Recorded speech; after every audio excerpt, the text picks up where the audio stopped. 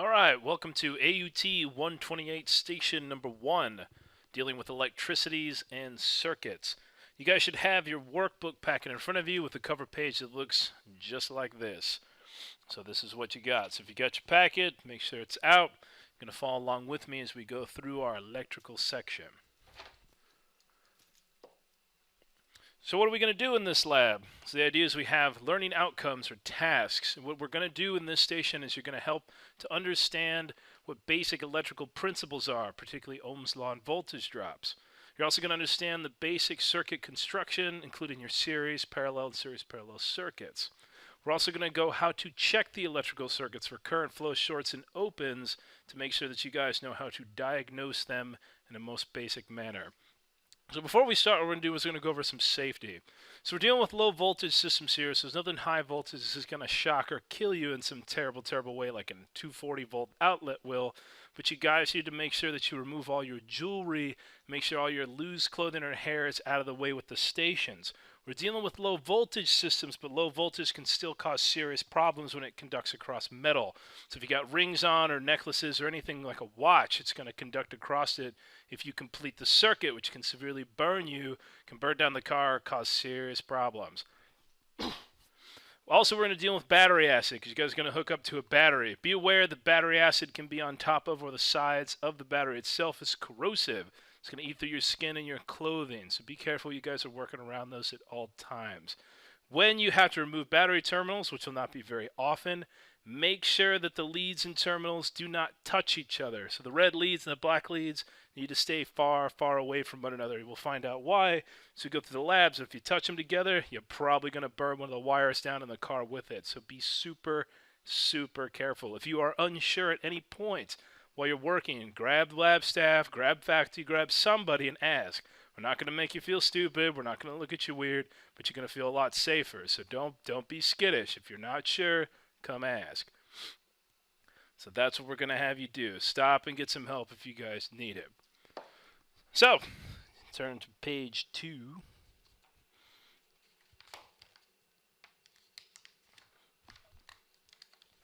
So what we're going to do is we're going to ask, what is electricity?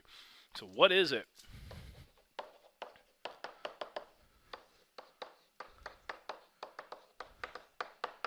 So what is electricity? So basically what electricity is we're dealing with the movement of protons and electrons and neutrons throughout the system. So the first question that we got to ask, and hopefully we can answer, is what electricity is, period. So we got to know what electricity is before we can do anything with it.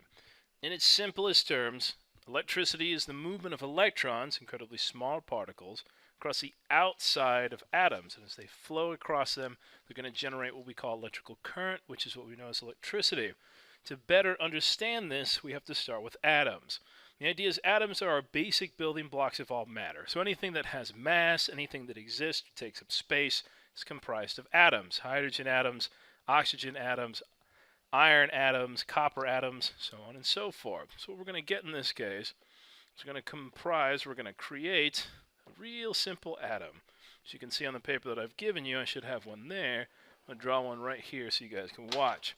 So this is a very, very simple atom. The idea is that we have protons, positively charged particles. We have neutrons, neutral or no charge particles. And then we have electrons, negatively charged particles. So with these three particles together, we create an atom. So this is what's going to generate an atom. All atoms have these particles inside of them, protons, neutrons, and electrons. What you'll find is that they have the handy symbols on them, positive and negative, because this is going to help us know what their charges are. This is where you get positive and negative charges, kind of like you find on a magnet. As we build atoms, you're going to have more or less protons and electrons inside them. So as we add a proton, we have to add an electron. So they match all the time. Add more protons, add more electrons. As we add more protons and electrons, we change what this atom is. So when we just had one proton and one electron, we had an atom or an element that was known as hydrogen. Once we decided to add 2 protons and 2 electrons, this is now changed into an oxygen atom. So this is where you get your different elements. This is where you're going to get your coppers and your silvers and all those other fun things. By changing the number of protons and electrons, you change the element, which changes the property of that atom. For the most part, this is what chemists deal with. This is what nuclear physicists deal with. The reason we have to talk about it is because we need to talk about the movement of electrons. And depending on what material you work with, it's going to depend on how well it moves electricity. This is why it's important to know this. If you look on the outside shell that we have right here, it's where you see this electron sitting right there. These are called valence electrons because these are on the farthest shell. They're all the way on the outside. So whatever ring you have on the out is going to be the valence shell, and those are going to be your valence electrons. So these are important because, like I said, as we change the number of protons, we're going to have to change the number of electrons. So I got 3 protons right there, which means I now need to draw a slightly bigger shell. So now I have to add another one. So what's going to happen is now I have to add another electron. The inside shell gets 2, and now we're going to start stacking up to 8 in the outside shell.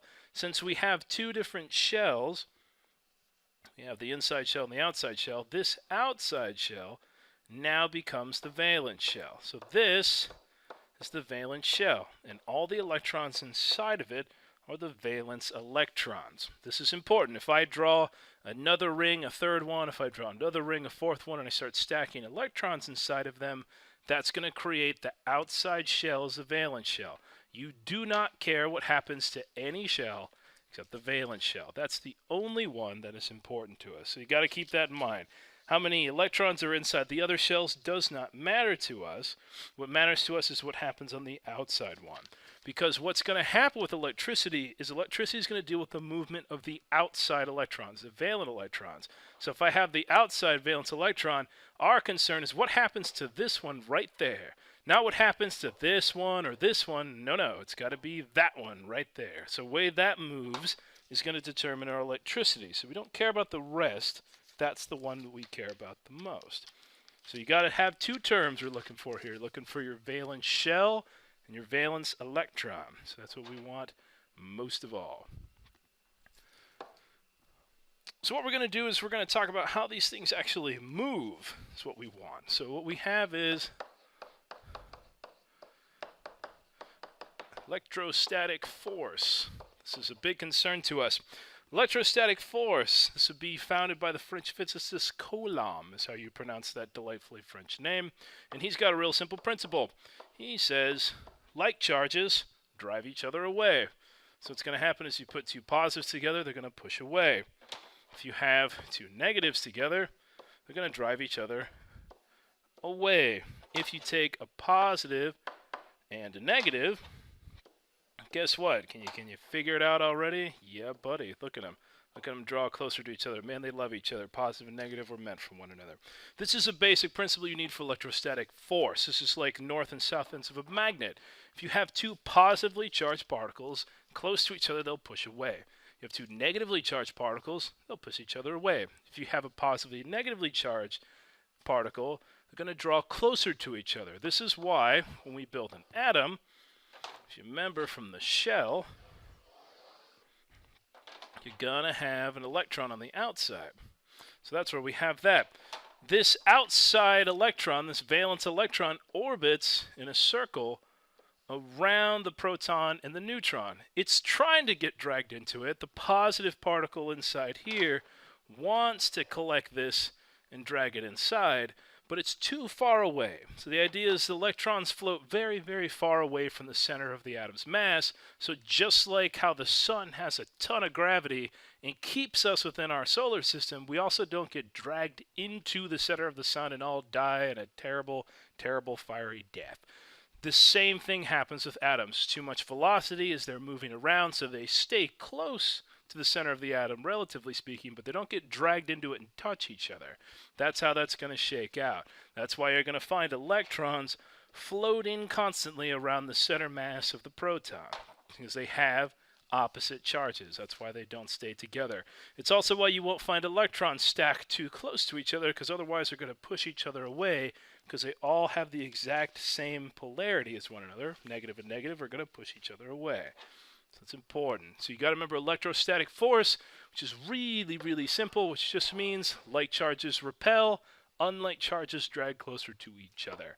That's your takeaway on that case. So now that we have all the basic principles set up, let's talk about how electricity actually works. Finally, oh my god, after listening to me talk for so long, now we can finally get down to brass tacks. So what I'm going to do right here is I'm going to draw 3 atoms next to each other. Keep them nice and simple. There's going to be 1 valence electron each. Got protons, got our neutrons, got our electrons. So there they are, 1, 2, and 3. So let's talk about how electricity works. So this is simple enough. This is going to cause electrical movement by generating a battery. So this is going to be my delightfully crudely drawn battery. Here is the negative post of my battery. Here is the positive post of my battery. We will talk about batteries a smidge later, but for now, it's important to know that a battery is a device that stacks a boatload of electrons on one side and has a large deficiency or holes or lack of electrons on the other side. There is an impermeable material in the center here that stops the electrons from floating across to fill the holes. They want to go from the negative post to the positive post, but they can't get there through the solution that divides them. If you take, for example, a wire and touch them together, then they will. They will immediately fill the space, and that's what's part of what's going to cause us to have serious problems of burning wires down. We're getting ahead of ourselves. So what we're going to do in this case is if we connect this battery to this first atom right there, what's going to happen is this electron, so this free electron inside here, is going to pull itself out. It's going to attach itself to the first atom. So what this is going to do is this is going to unbalance the atom that we have installed here. So we see that we have 1 proton in this first one. So right here, we got 1 proton, but now we have 2 electrons. So this is a problem for us because that means no longer is this perfectly balanced. It's not 1 proton for 1 electron. It's 1 proton for 2 electrons. What that does is this is going to give this atom a charge of -1. Whereas its 2 cousins right next door have a charge of 0 because there's 1 proton and 1 electron. And on the third one, charge is 0, 0 charge. So we got that, right? So we have a -1 charge in the first one, 0 and 0 in the last 2. This is important because if you remember electrostatic force, it says unlike charges attract one another. So essentially the first atom that has 2 electrons now, which it has gained from the battery, now has more of a negative charge than the atom next door. This one, this first electron, is more negative. So what that means is when the electrons float around the first atom, so electrons, the 2 valence electrons are going to keep floating, they're going to float close to the second atom. And what that's going to force the second atom to do is when the electron gets close enough to it, it's going to float,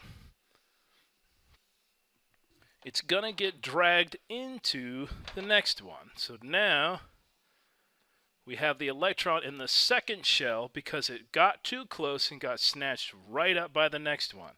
This changes the charges. So now no longer is the second one a 0 charge, now it gets the -1 charge, and this becomes 0. So -1 is more negative than either the other ones. As the second atom starts to float its 2 valence electrons, they're going to float too close to the next one. It's going to get over there, and when it does, it's going to get snatched up because there's more of a positive charge on the third atom now, and it's going to take it. It's going to take that spare electron away. That's how it's going to shake out. And then, since we've connected the last electron to the positive post, what's going to happen is, as this last and final spare valence electron floats very, very close to here, this end of the battery has a ton of positive charge. At best, this will be plus 3. Plus 3 is much, much bigger than negative 1. So that means as that spare electron gets way too close, it's going to get snatched up. It's going to find its way all the way back home to here.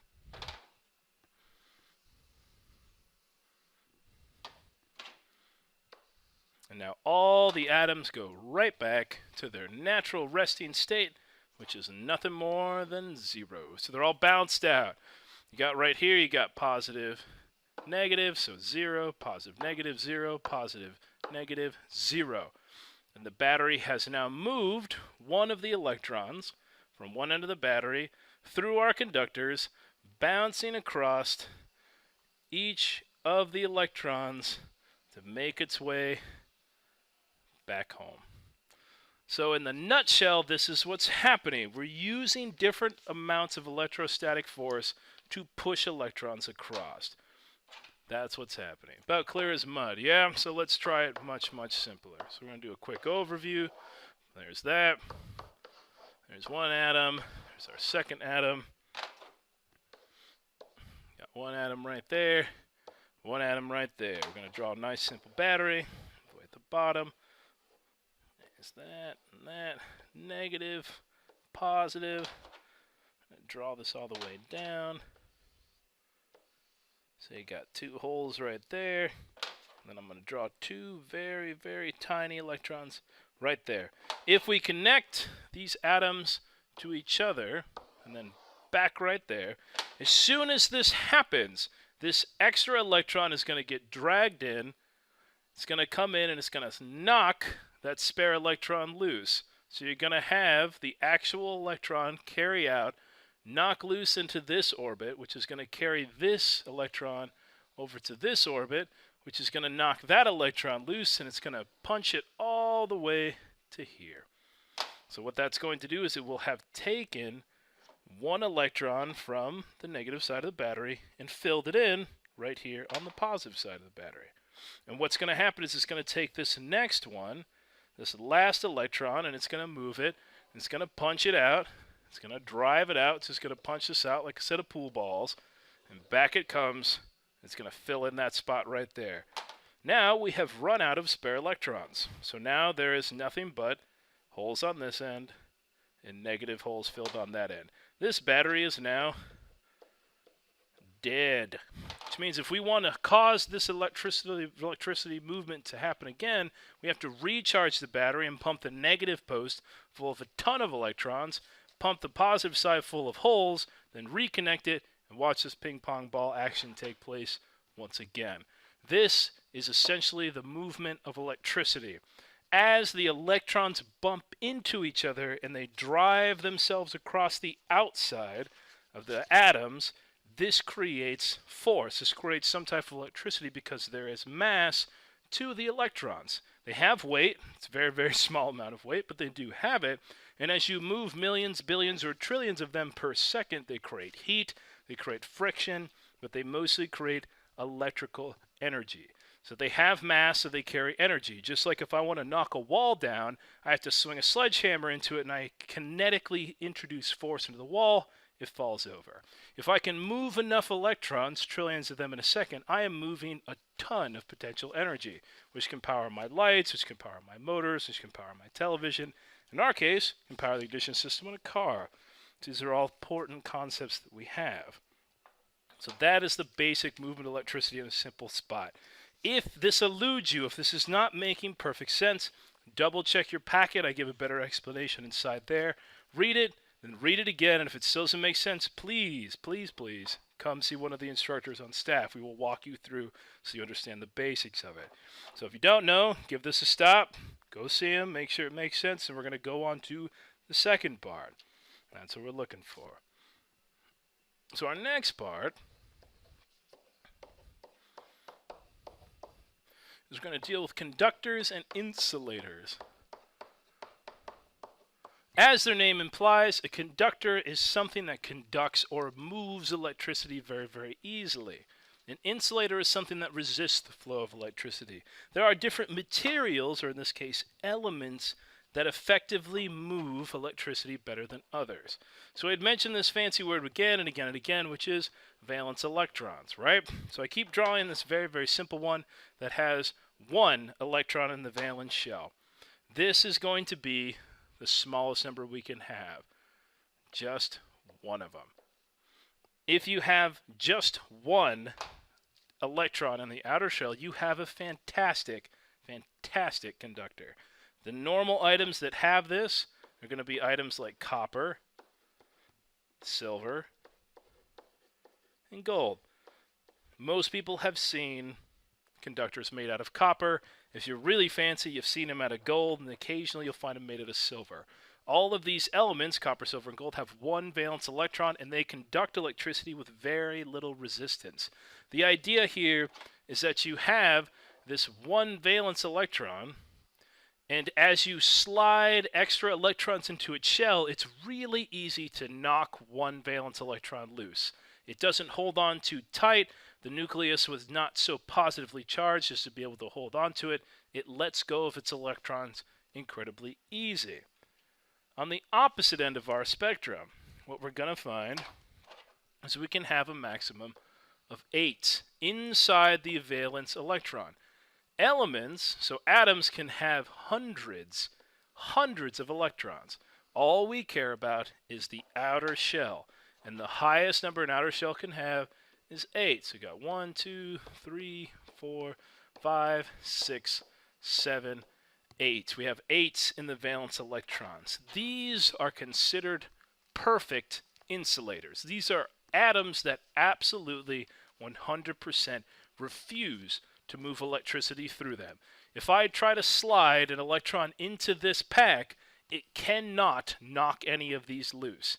The idea is that outer valence shells can hold 8, and then they lock in like freakish chainmail and refuse to let go of electrons. No amount of force, however hard, if you shoot electrons at this baby at super speeds, it's going to find such a tightly linked shell of electrons, it's just going to bounce off, whoop, and go around. There is no way to knock those electrons loose. If you have 8 electrons in the shell, you have a perfect insulator. This is where you're going to find something like helium. Helium's pretty good for this in all your noble gases. So we will not typically find noble gases. That's where you're going to find this kind of stuff. There are, however, ranges to conductors. If you have 1 to 3 valence electrons, you have a conductor. So the idea is any less than 3 makes it a good conductor. If you have 3, it will still conduct electricity. It just won't do it as well. There's going to be a lot more resistance to electricity flow. This is going to be something like aluminum. You can conduct electricity through aluminum, but it's not very good at it. So it's an inferior metal for electricity. When it comes to insulators, you will find 5 to 8. So 5 to 8 valence electrons makes a good insulator. If you have 8, it's a perfectly insulated item. Good luck trying to flow electricity through it. If you have 5, it will not easily flow electricity, but if you push or shoot electrons hard enough into an object with 5 valence electrons, you can get electricity to move through it. It's just not very easy. So that's what we're looking for there. And what's that? What's the middle one in between the both of them? If you got 4 of them, then you have a semiconductor. So if you have exactly 4 valence electrons, you're going to generate a semiconductor. So a semiconductor is any type of material, in this case usually silicone, that's going to occasionally conduct electricity, or it's going to resist electricity depending on where it's put inside of a circuit, how you design an object like a wire or a computer board, and it operates off of these principles. So you got 1 to 3 It's going to make a conductor. 4 makes a semiconductor. 5 to 8 valence electrons makes an insulator. This is important. This is why we don't make wires out of silicone, pure wires, because they don't conduct electricity very well. Neither does if we make some type of conductor out of wood. Wood does not conduct electricity well. But copper does. Silver does. Aluminum does a pretty decent job, so we tend to make wires out of all of these things. So that's what we're going to find for conductors. It's good to know how conductance works. So what we're going to find in this case is putting it to work. So we've gotten to the practical application part, and this is going to be how do we put any of this stuff to work? How do we make electricity do the bidding that we want? How do we measure it? How do we look at it? Because you can't see it, but we need a way to be able to define and operate with it. Okay, so now that we know what electricity actually is and how electrons move across the type of atoms, what we're going to do is in the next section, we're going to apply this knowledge to how we actually measure circuits. That way we have some unit of measurements to manipulate and utilize so that we can do something with electricity, something that makes a little more sense than just defining the characteristics over and over again. So to do that, what we're going to do is we're going to start with the first thing that most people know about electricity, which is voltage. And what we're going to do is we're going to define voltage. The definition that we have for voltage is a unit of measurement for electrical force. So the idea is voltage equals force. This is how hard electricity is pushed through a circuit. So the idea is think of voltage as you pushing in the back of a block, you pushing in the back of a car, something to drive the electricity forward. This is our force, this is our pressure. So the higher the amount of voltage, the harder electricity is pushed. Our second measurement is amperage. Shorthand is usually referred to as amps. So what amperage is we had mentioned before about the electrons bouncing across the valence shells on an atom, and what amperage is that actual flow of electrons. So amperage is the flow or movement of electrons across the outer shell of the electrons. So I'm just going to define this as actual electron flow. So that's what we're going to deal with. We're dealing with amperage. This is a tangible physical existing thing, since electrons do have mass, very, very little, but they do move across objects. So voltage pushes amperage. So voltage is the force that drives the electrons past a single point.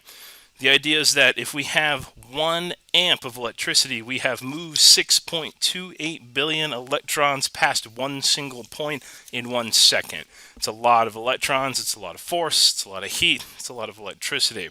So that's what we're trying to do. It is electrons that do the work. So amperage does the work, voltage gets it to where it's going. So leads us to our last measurement, which is ohms. Ohms is defined as resistance.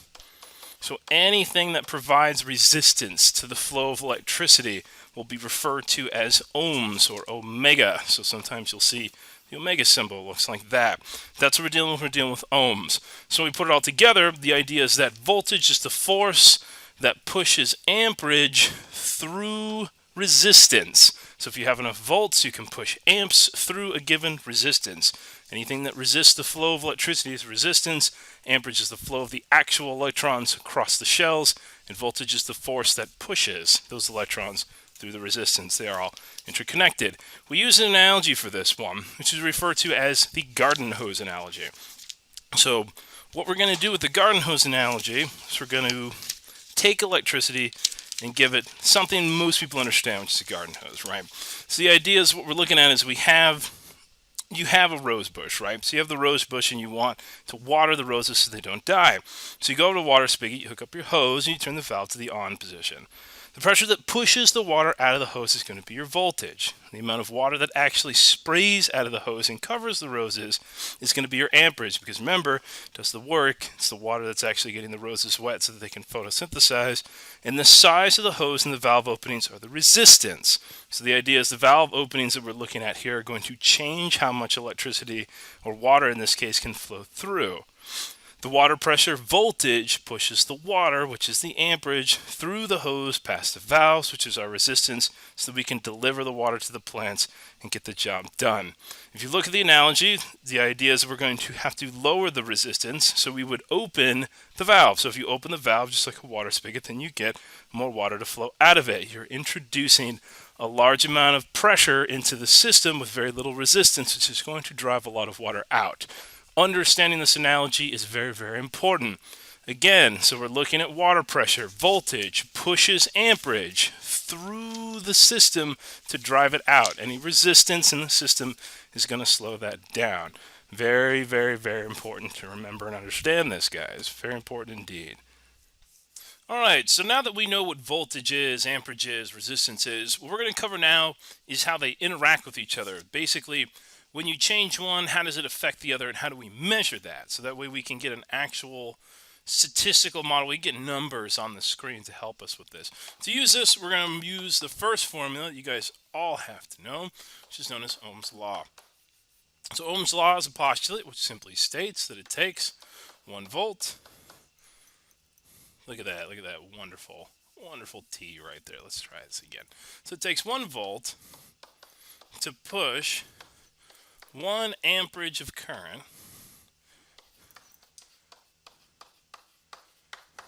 through 1 ohm of resistance. So what we have here is we have a 1-to-1-to-1 interplay. It takes 1 volt to push 1 amp of current through 1 ohm of resistance. So spelled out in words, it might be a little confusing for some people. So what we do is we come up with a mathematical formula. So what we have is E equals I times R. That's what that looks like. Notice the dot in the center means multiplication for those of you who have not had pre-college algebra yet. So what this tells us, we're going to define these terms.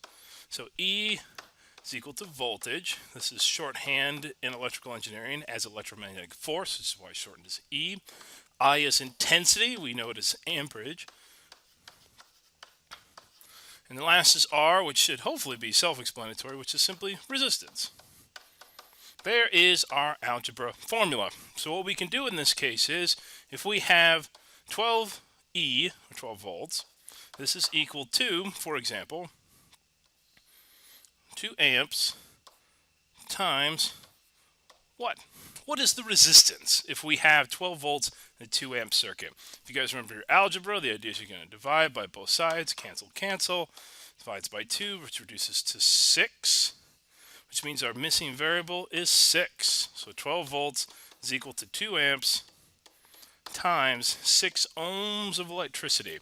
That's what it means. So this is an algebra formula. What I'm going to do right now, before we get bogged down in the math, is let me give you a pretty little picture. So usually this is drawn, it's the Ohm's law circle. Looks about so, E is at the top. I and R can and usually are interchangeable. Doesn't matter where you put it. Usually we put the I on the left. Then we put the R right there. E over I times R. You can also rewrite this if you wish. I am okay with this. You can write it as voltage over A for amps and then just keep the R for resistance. That way they're using known values that you understand. You understand voltage, you understand amperage, you understand resistance. So you can do VAR or EIR. And what this gives us is a nice visual graphic representation. So what can happen is if we have a 6-volt system, and you know you have all the resistors in that system are equal to 2 ohms of resistance. We are missing this value right there. We don't know what the amperage is. Using the Ohm's law formula, you can cover up the missing ones, and what you're going to get is you're going to get an equation that looks like this. 2 over 6. So if you guys remember your basic mathematics, 2 goes into 6 3 times. So that means that our missing amperage value is going to be nothing more than 3. So we're going to have 3 amps in this case. This is what the circle looks like when properly filled out. If you take the voltage and we remove the voltage, so let's say we had no idea what the voltage was. We only measured a circuit. We figured it has 3 amps and 2 ohms of resistance. Notice that these two numbers are side by side. So they're right next to each other. There they are. So what that means is multiply. Multiply 3 by 2. And that's going to give us, wouldn't you guess it, 6. Let's do a couple more, make sure that we understand the concept that is here. So what we're going to do is we're going to draw our circle again. I'm going to leave one of these blank. So I'm going to give you amperage in this case. So what we're going to do is we're going to have 3 amps and 12 volts. The question is, using the Ohm's law circle, the power circle as we sometimes refer to it, we need to figure out what the resistance is. What is that missing resistance value? Again, this is giving us an equation right here that is essentially telling us 12 over 3. 3 goes into 12, 3, 6, 9, 12. So it goes into it 4 times is what that reduces to.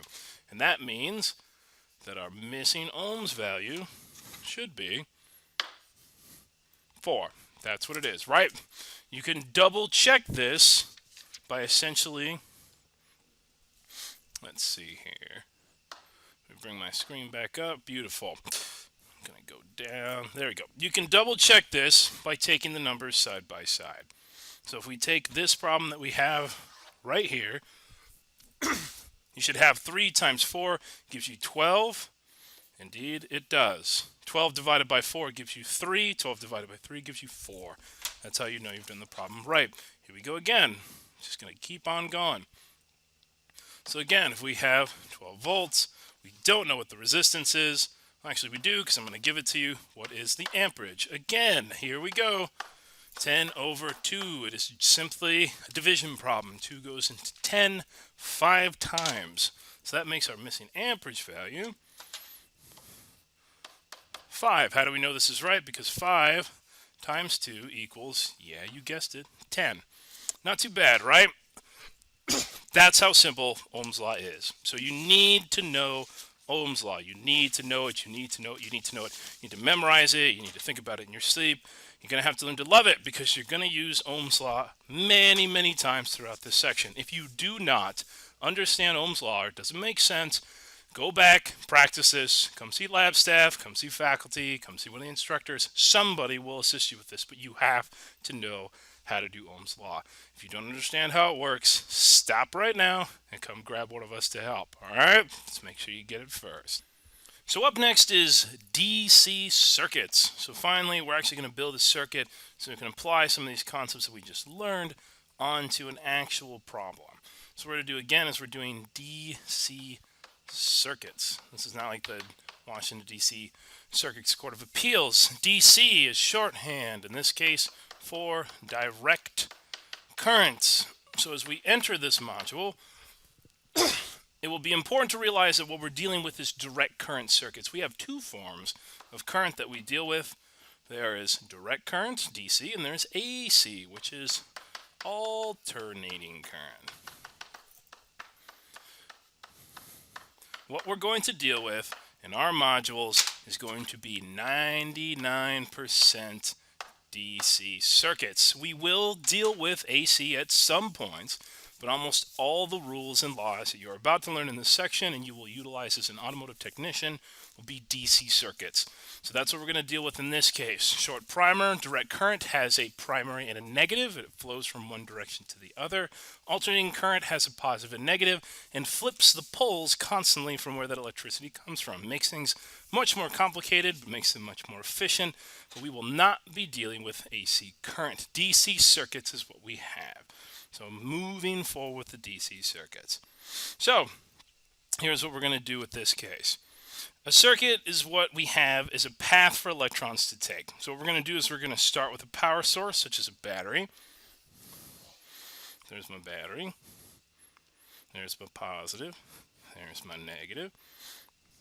So we're going to start with a battery. Then it goes through a load, which I'm going to draw up here. So we're going to draw a load. Looks about yay of so. Notice the squiggly lines. I'm going to draw them over here in a different color. You will notice that I will sometimes draw these as squiggly lines. This equals a load. Sometimes you will see them drawn as light bulbs, about yay of so. This also is a load. They're just different pictures. Generally, the rule is whatever the craggy squiggly line is, that's some type of resistance. So a load is nothing more than resistance. So you'll notice that I draw the little squiggly line to denote some type of resistance.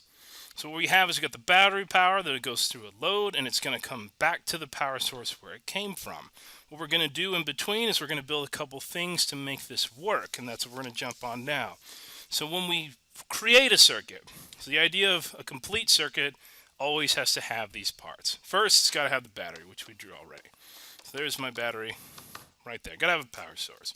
It's going to have protections. It's got to have some type of protection from circuits overloading themselves. So what I'm going to do here is I'm going to draw a simple fuse that looks like that. I'm going to denote this again to the side so that way you can see that when I draw this, this is our symbol. This is our symbol for a fuse. Shorthand, a fuse is nothing more than a thin piece of metal that if you send too much amperage through it, it's going to burn up and it's going to pop, saving the circuit from destruction. That is why we have some type of overload protection. So I'm going to install a fuse. We also have circuit breakers, but we'll jump on those later. What we need is some type of insulated path. You'll notice the black line I drew from the battery to the fuse works as our wire. So this is our insulated wires. Some type of wrapped copper wires, what we're going to find in automotive applications. So we mentioned before that we have copper, we have gold, we have silver. Silver and gold are very, very expensive. Copper is much cheaper and has good properties that we need. So these are going to be insulated, basically plastic or Bakelite wrapped copper wires. So that's what we're looking for in this case. So once we have the path for current to flow through, we need some type of load, which I've drawn up here. So I'm connecting my path. I'm going to denote this as a light.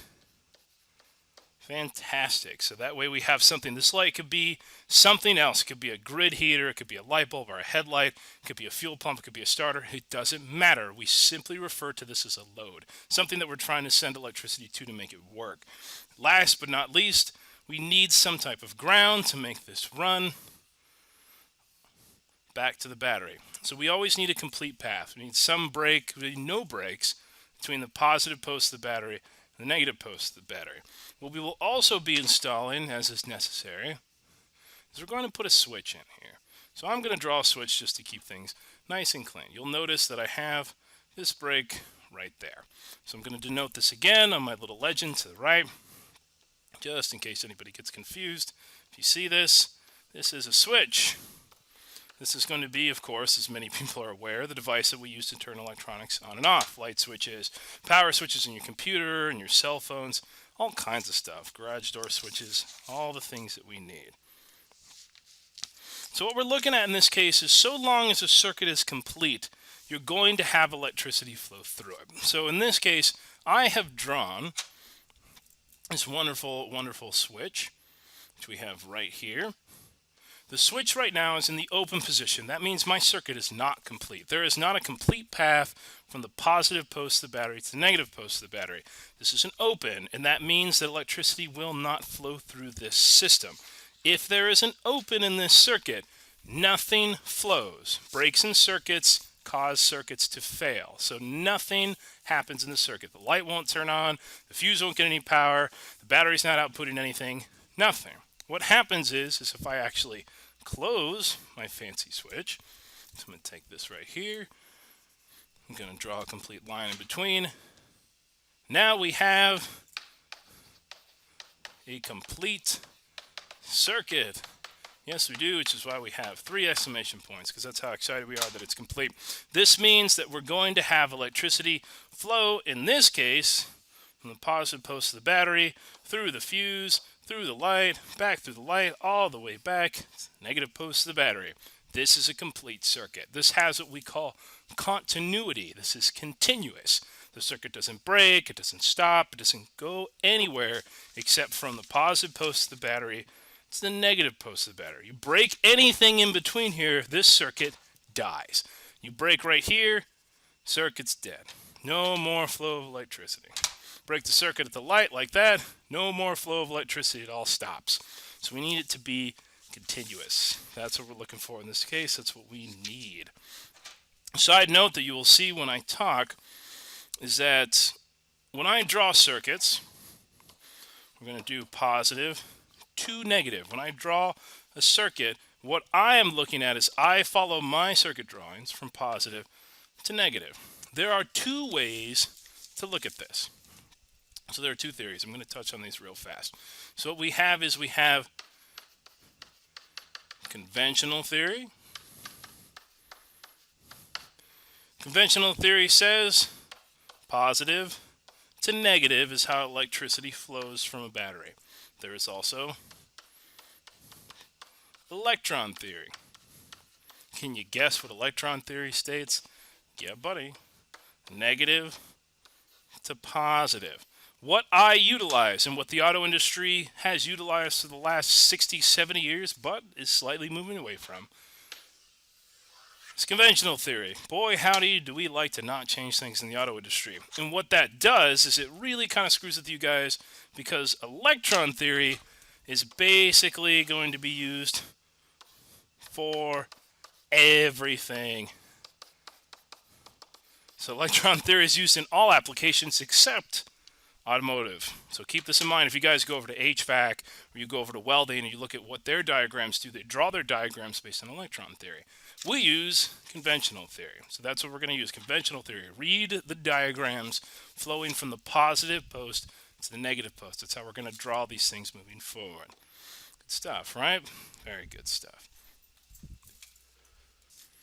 So when we're dealing with a basic circuit, all the items that comprise it, what I'm going to do when we draw diagrams is you're going to notice that I'm going to leave out a lot of details. So I'm going to leave out, whenever I draw diagrams, we're going to leave the battery out of it. And what's going to happen is they're going to be substituted by these two very common shorthand symbols. You'll notice the positive sign. You'll also notice this sign with its descending bars. Looks like a Wi-Fi signal, doesn't it? So what we're going to do is this means positive post. So this means this is some type of positive post off of the battery. What the descending Wi-Fi looking lines mean is ground. So this is our shorthand for a ground connection. This is going to be the easy way that we telegraph in diagrams that this is the negative side of the battery. That's what we need to happen, because otherwise you're going to eat up so much space constantly writing out the battery symbol that it's going to muck up the page. It's going to make it very, very hard to see. So what we have in this case is everything we need to know, minus, of course, a fuse and a switch. So I'm going to drop the fuse out of these to make them simple to follow. I'm also dropping switches out, so that way this is not germane, or it's not relevant to what we're talking about. But one must remember that these are all components needed in a circuit. But for what we're going to do next, this is not necessary. But we do have all the relevant information. We have a positive post, we have a ground, and we have, there it is, there's the load, there's our resistance. So what we do when we diagnose or we try to build circuits is we need some pertinent information. What typically is needed is some type of voltage reading. In this case, I will draw this 12 volts, and then you need to know most of the time what is the actual resistance of the load that we're dealing with. And if you see resistances in these diagrams, they will be drawn using the omega symbol. So what we have is a basic circuit with 12 volts of power. We have 2 ohms of resistance, and it is a complete circuit.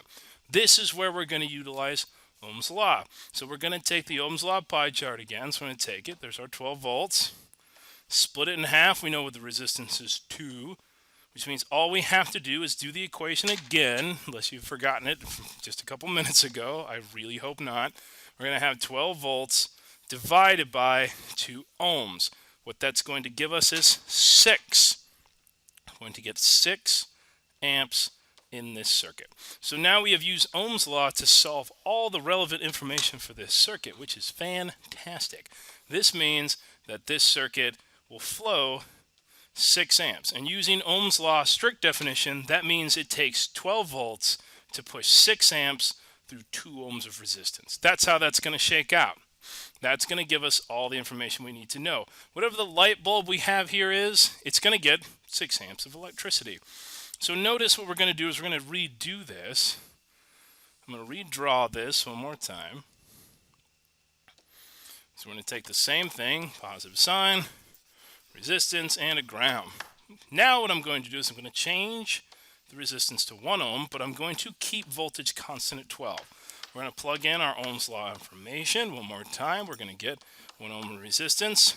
This is, again, in case we have forgotten, all we're going to do is change this into a formula, 12 divided by 1, which gives us 12 amps. That means this circuit now has 12 amps of electricity flowing through it. So by Ohm's law strict definition, it takes 12 volts to push 12 amps of electricity through 1 ohm of resistance. Here's the fun part. So if we look back up at the old one, you'll notice that our resistance was 2 ohms. So we had 2 ohms sitting up here in this case. What happened when I changed to the second formula I should say the second circuit, is I cut resistance in half. So I changed it from 2 ohms to 1 ohm. Notice what happened to the amperage when I cut resistance in half. It went from 6 amps to 12 amps. As I brought resistance down, amperage went up, assuming, of course, the voltage is constant. Again, resistance is the flow of electricity that's being resisted. So the higher the resistance, the harder it is to push amperage through a circuit. So when we bring resistance down, amperage is going to go up because voltage has less resistance to fight against. Amperage, again, is the physical flow of electrons. It is electricity as we know it. So if you supply more amperage to an object, it gets more power. You send more amps to a fuel pump, puts out more fuel pressure. Send more amperage to a light, it gets brighter. Send more amperage to a motor, it turns harder, it turns faster. Send more amperage to anything, and it gets more power, it gets more energy. So in some cases, we want to lower resistance so we can get lots of power. In some cases, we want to raise resistance so that we get less power to the object, because sometimes you don't want 1,000 watt light bulbs burning your corneas out. So sometimes you just want 50 watts. You want lower amounts of electricity going to your light bulbs because we want different varying light output from light bulbs. So this is what's happening. The big takeaway here, again, is as we lower resistance, amperage goes up. As we raise resistance, so resistance rises from 2, amperage is going to go down accordingly. Raise resistance, down goes amperage. If you lower resistance, up goes amperage. A very, very important concept to grasp and understand as we move forward. Moving past basic circuits, what we're going to run up against what we're going to run up against next is we're going to get what we know as series circuits. So now we're actually entering the realm of circuits that really do, in fact, exist within cars. We have a lot of series circuits in the automobile. So what we're going to do is we're going to define these and show you how to read them and use them for diagnostic purposes. So what the series circuit is essentially the exact same thing as a basic or a standard circuit. The only difference is that we add more than one load to the system. So when we did a basic circuit before, I drew my little squiggly resistance line. I gave you power, I gave you a ground. This is a basic circuit. Let's change this into a series circuit. So all we're going to do is we're going to make some space right there. Going to take this, squiggle, squiggle, squiggle, squiggle again. There it is. Now I have 2 resistors inside this circuit, not just one, which is helpful to us in many ways. What we're going to do in this case is we're just going to add another resistor into it. We have now created a series circuit. Still operates the same way, still have positive, we still have a ground, we still need to fuse it, we still need to put switches in. That is universal. The only thing that's really going to change is that we have more resistors. But that's going to change how we diagnose the circuit. So I'm going to do a real nice one right here. We're going to do 2 ohms and 4 ohms. So that's what we're going to do. We still got to have continuity in this circuit. We still need to be able to solve. So my important takeaway here is you know how to solve the circuit. So that way you know how to actually figure out how much amperage is going through it and what's happening while it occurs. So what we're going to do in this case is we're going to show you how to solve this.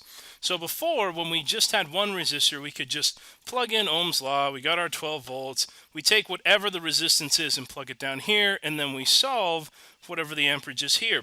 The difference is we have a 2 ohm and a 4 ohm resistor. So we look at that and it's like, well, should I drop 4 in there or should I drop 2 in there? No, you don't do that. To get the resistance to drop into the Ohm's law box, so to find what we're going to put in right there, we have one simple formula to use, and that's what I'm going to show you right now. So here's what this formula is written out. To find what we call resistance total, you'll notice that this is a capital R and a capital T, but it's real tiny because it's down there near the leg of the R. We want to find resistance total because when we plug it in, that's what this is supposed to be, just resistance total. Before, the total resistance was whatever the single resistor was that we had in the circuit, but now we have 2, so we need a way to break that down and find resistance total. This is really, really easy. Mathematical formula is whatever the first resistor is, plus the second resistor, plus so on and so on and so on and so forth. That's it. So in layman's terms, all you do is take all the resistors in the circuit and just add them together. So what we have in this case is we have a 2 and a 4. So if we want to find resistance total, we take the first value, the number 2, and we're going to take it. There's your 2, that's my R1, and we're just going to add it to R2, resistance number 2, which is 4, and then we get 6. So resistance total is 6 ohms. What this does is it allows us to take this circuit, I'm going to erase one of these, I'm going to erase that, and then we're going to draw. Basically what it does is it takes the two resistors and it slams them together. So you take both hands together, make a nice clap, and you have squeezed the two resistors that I put in together, and when they squeeze together they combine into 6 ohms of resistance. So guess what my resistance total is? It is the only resistor left in the diagram because we have squeezed them together, which makes the value 6. So 6 ohms is our total circuit resistance. Once we know this, then we can do Ohm's law. I'm going to do it again for you in case this is still mystifying. I'm going to do 12 volts divided by 6 ohms. Guess what? 6 goes into 12 2 times. There it is. There's our 2 amps. So again, Ohm's law says it'll take 12 volts to push 2 amps through a circuit with a total resistance of 6. That's what's happening in this circuit. Again, when we started,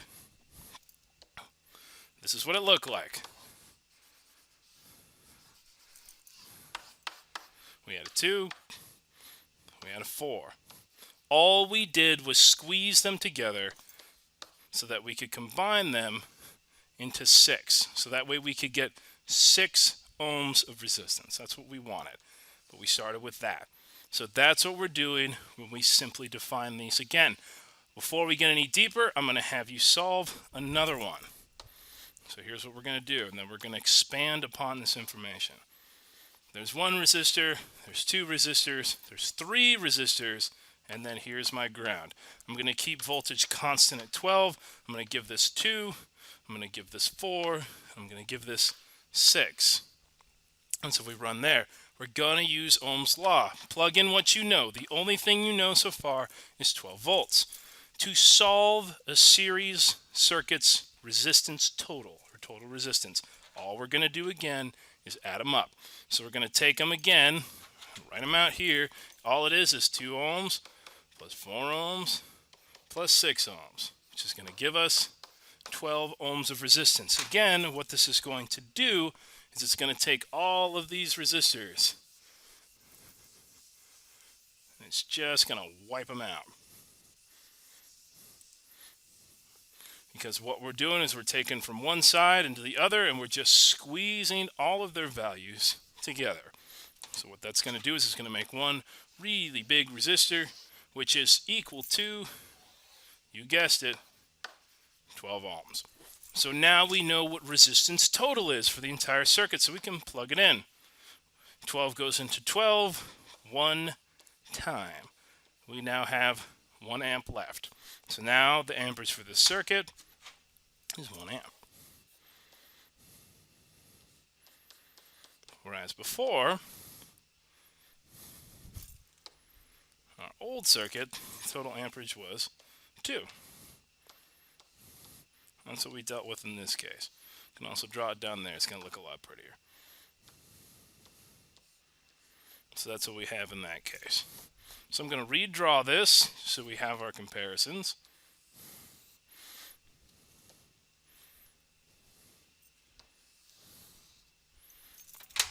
Remember, when we draw this, we started with 1, 2, and 3, and there's our ground. There's my 2, there's my 4, there's my 6. Wonderful. We calculated this out by adding them all together. We had 1 amp. Okay, notice that this has 3 resistors in it. The previous one only had 2 resistors in it. They had a resistance value of 2 and 4, which gave me a total amperage of 2 amps. When we went over to the other one, we drew the one with the 3 resistors, notice that amperage went down to 1. So all we ended up with was 1 amp of electricity. So as I added resistors into the circuit, notice that amperage went down. Adding resistance in a series circuit is going to cause amperage to go down. The reason for this is that we have 12 volts pushing through 2 ohms of resistance here, pushing through 2 ohms of resistance, or say 4 ohms of resistance here, and then finally 6 ohms of resistance here. It has to go through all those values before it gets to the end, because when we add more resistance, voltage has to try harder to push amperage through it. And since it has to try harder, what it's going to do is it's going to go, man, look at all that resistance I have to travel to before I get to my ground right here. And it's going to take less amperage with it because it's going to have to jump more hurdles. It's going to carry less weight, so it'll take less amperage with it. So it sees all the hurdles out there, 2, 4, and 6, and says, I can only carry 1 amp. And it does. It runs out, jumps to 2, jumps to 4, jumps to 6, hits the ground. And then it's going to deliver 1 amp through the circuit versus the previous one, which saw that it only needed to go through 2 and 4. And it said, well, I only have 2 resistors, values of 2 and 4. I can actually carry 2 amps through this. So it backpacks up 2 amps, jumps the first hurdle, jumps the second hurdle, and gets all the way to the end. So if we add more and more resistors into a series circuit, amperage is going to go down. And this is a big deal to us because remember, amperage is what does the work. More amperage means more power, which means more energy. If we have less amperage going through a circuit, it's not going to be as powerful. Sometimes that's good, sometimes it's bad. Just realize that when you build or diagnose circuits, this is going to change. If you plug anything in series with an existing circuit, all the stuff that's attached to it is going to get less amperage, which is a big deal for us. So with that said, what we're going to do is we're going to roll in and we're going to show you why this is so. So there's going to be 2 laws that you need to remember. You'll notice this on your paperwork. We're going to go over this a little more simply than it is. So what we have is we have these 2 concepts that we call Kirchhoff's laws. So we got 2 H's in his name, which is completely perplexing to me. Apostrophe S because they're his and he owns them. Kirchhoff's laws. So Kirchhoff has 2 laws that apply to us that are important. They're germane. They're something that we want to know. The first one we're going to learn is Kirchhoff's voltage law. It's a really, really long scientific explanation for this. And what he says is the amount of voltage that drops in a circuit is equal to the amount of voltage that is put into it. Subsequently, the larger the resistance, the larger the drop in voltage will be. What this means in simple English is voltage goes in, but does not come out. So whatever voltage we put into a system is always going to die. So if we put 12 volts into a circuit, by the time we reach the ground connection of that circuit, we should have 0 volts left. If I put 500 volts into a circuit, by the time it reaches the ground connection or it passes through the last load, there will be 0 volts left. No matter how much you put in, 0 comes out. Remember this. Voltage law, Kirchhoff's voltage law, voltage goes in, does not come out. Doesn't matter how much you put in, it will be 0 every time that you reach the end of the circuit.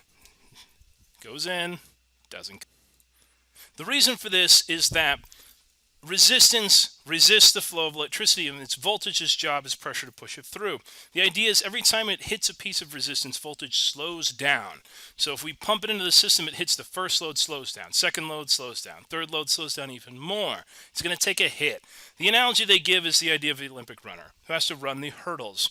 So the idea is every time the runner runs and sprints over a hurdle, he's going to get tired. He's going to get tired. He's going to get tired. And if he's perfect at what he does, he's going to expend all of his energy by the time he reaches the finish line, so that he has left nothing, as they say, on the field, and it's all over. Also, subsequently, just like a runner, the higher the hurdle, the more energy it takes him to jump. So the voltage law not only says what goes in does not come out, it also drops in proportion to how high the resistance is. So pushing voltage through 2 ohms of resistance will result most times in a lower amount of voltage loss than if we push the same voltage through something like 50 ohms of resistance. The higher the amount of resistance, the bigger the drop is. The idea is just like the higher the hurdle is, the more tired you're going to be when you jump over it. So that said, what we have next is the second law. And we're going to squeeze them together and show you with pretty pictures how they all work out. So this next one is going to be the current law. As in like current of electricity, not current events. So Kirchhoff's current law basically says the current flowing into any junction or leg of an electrical circuit is equal to the current that flows out of that junction. In simple English, amperage goes in, amperage comes out. So no matter what circuit we deal with, basic circuit, series circuit, parallel circuits, combination circuits, it does not matter. If you pump 2 amps of electricity into a circuit, 2 amps will always come out. So if you check at the positive post of a battery and it outputs 100 amps, when you check the ground side of the exact same battery and the exact same circuit, 100 amps will come back out. The reason for this is that, remember, amperage is the flow of actual electrons across the valence shell. That's what we want. So they're physical, real electrons with mass. And mass cannot be destroyed. So if we pump so many trillions of electrons through a circuit, they don't just evaporate, they don't just go into the ether, they must come back to the battery from where they started, which is why a battery needs a complete circuit from positive to ground to work. So whatever amperage we pump into the system will always return. That's what the amperage law, or the current law, is telling us. It's not like a voltage drop. When it goes through resistance, it does not drop. It doesn't drop, it doesn't disappear. That's voltage's job. The idea is to think of voltage as the cat carrier that carries the current where it needs to go. So if it gets destroyed, the voltage is going to go down. But the current, the electrons inside, are going to be just fine. Voltage drops as it goes through resistance. Current does not. Current goes out, comes back. Voltage goes out, voltage never comes back. It will never return once you hit the end of the circuit. It goes away. So let's apply these concepts back to a series circuit. So we're going to apply Kirchhoff's voltage and current law to a series circuit, one that we already solved. So I'm just going to have two. Here we go. 2 resistors. There's my 2 ohms. There's my 4 ohms. I'm going to walk you through right quick, just in case somebody forgets. This is going to be 12 volts, because I'm going to supply it right there. Total circuit resistance is just going to be the 2 plus the 4, which is going to give us a total resistance of 6, which we divide 6 into 12, which gives us 2 amps. That's how I'm going to find the amperage reading. So keep that in mind, all right? That's how we got amperage out of this equation. So that's how we solve that circuit completely. Not too bad, right? I'm going to wax nostalgia and get that out of there. So we can get the voltage out and then we can move on. You may really think they make these erasers a lot bigger. There we go. So, using Kirchhoff's current and amperage laws, let's explain what's happening here. So, the current law stated that amperage goes out, amperage comes back. You'll also remember part of its definition is that the current is constant through any leg of a circuit. So what that tells us in a series circuit where all the resistors are lined up for voltage to pass through, what we're going to have is constant amperage all the time. One takeaway for a series circuit takeaways. I'll write this up here. Things you must know, or in this case must remember. Such tiny writing. What you must remember, amperage is constant. That's our number one. Amperage is constant in a series circuit. It means amperage is the same everywhere. If I measure amperage here, it's 2. If I measure amperage right there, it's 2. It's 2, it's 2, it's 2. Doesn't matter. Anywhere I check it in a series circuit, it's going to be the same. It's going to be, in this case, 2 every single time because amperage is constant. Because amperage goes out, amperage comes right back to the ground side, so it doesn't matter. You measure it right there, 2 amps. Measure it right here, 2 amps. No difference whatsoever. It's going to be constant. So now we mentioned before that voltage will drop, the voltage will decrease as it goes to the resistance. The question is, how much? How do we know how much is going to get lost? I mentioned before that voltage drops will be higher the higher the resistance value is, but how do we even calculate that? If I tell you, for example, to check right here, what is the actual voltage value at this point? How would you possibly know that? It's a very important question, and here we go. So that way we can solve this. So here's how we solve this. This is the second rule besides Ohm's law that you have to remember. You must remember this. Very, very important. This is going to be the voltage drop formula. I'm going to write it right here. So voltage drop formula is capital V, little capital D, stands for voltage drop. Voltage drop is equal to the amperage that's going through the circuit multiplied by, or times, the resistance value itself. That's what voltage drop is. How many amps are going through the resistor is multiplied. That's what we're going to do. So using the current law that we know, Kirchhoff's current law, we know that there's 2 amps across this entire circuit. So that means when we look at the first resistor, which is right up here, this number 2, we know that this is going to get 2 amps of electricity. We also know that this is going to get 2 amps of electricity as well, because 2 amps is constant. Current does not decrease as it goes through resistors. So that means the voltage drop at the first resistor right here is going to be, voltage drop is equal to the amperage, which is 2 amps, multiplied by the resistance value itself, which is 2 ohms. The voltage drop in this case is 4 volts, because we have 2 times 2 equals 4. So here's how this works. I have pushed 12 volts into this circuit. So what we have is we have 12 volts going through this thing.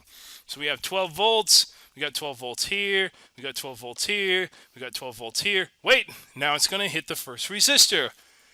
As the voltage goes through the resistor, it's going to drop. And the question is, how much drops? Well, we calculated that, and the drop is going to be 4 volts. So if I put 4 volts into this circuit, so there is, I'm sorry, I should say 12 volts in, and 4 drops out, guess how much is left?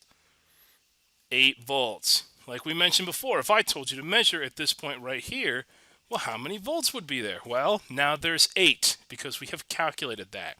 We know that voltage drops as it goes through a resistor. How do I know that? Because I followed the voltage drop formula. I used the amperage multiplied across a resistor to figure out how much voltage dropped, which was 4. Then I subtracted it from the input, 12 in, 4 drops, 8 comes out. There's always going to be a voltage drop as it goes through resistance.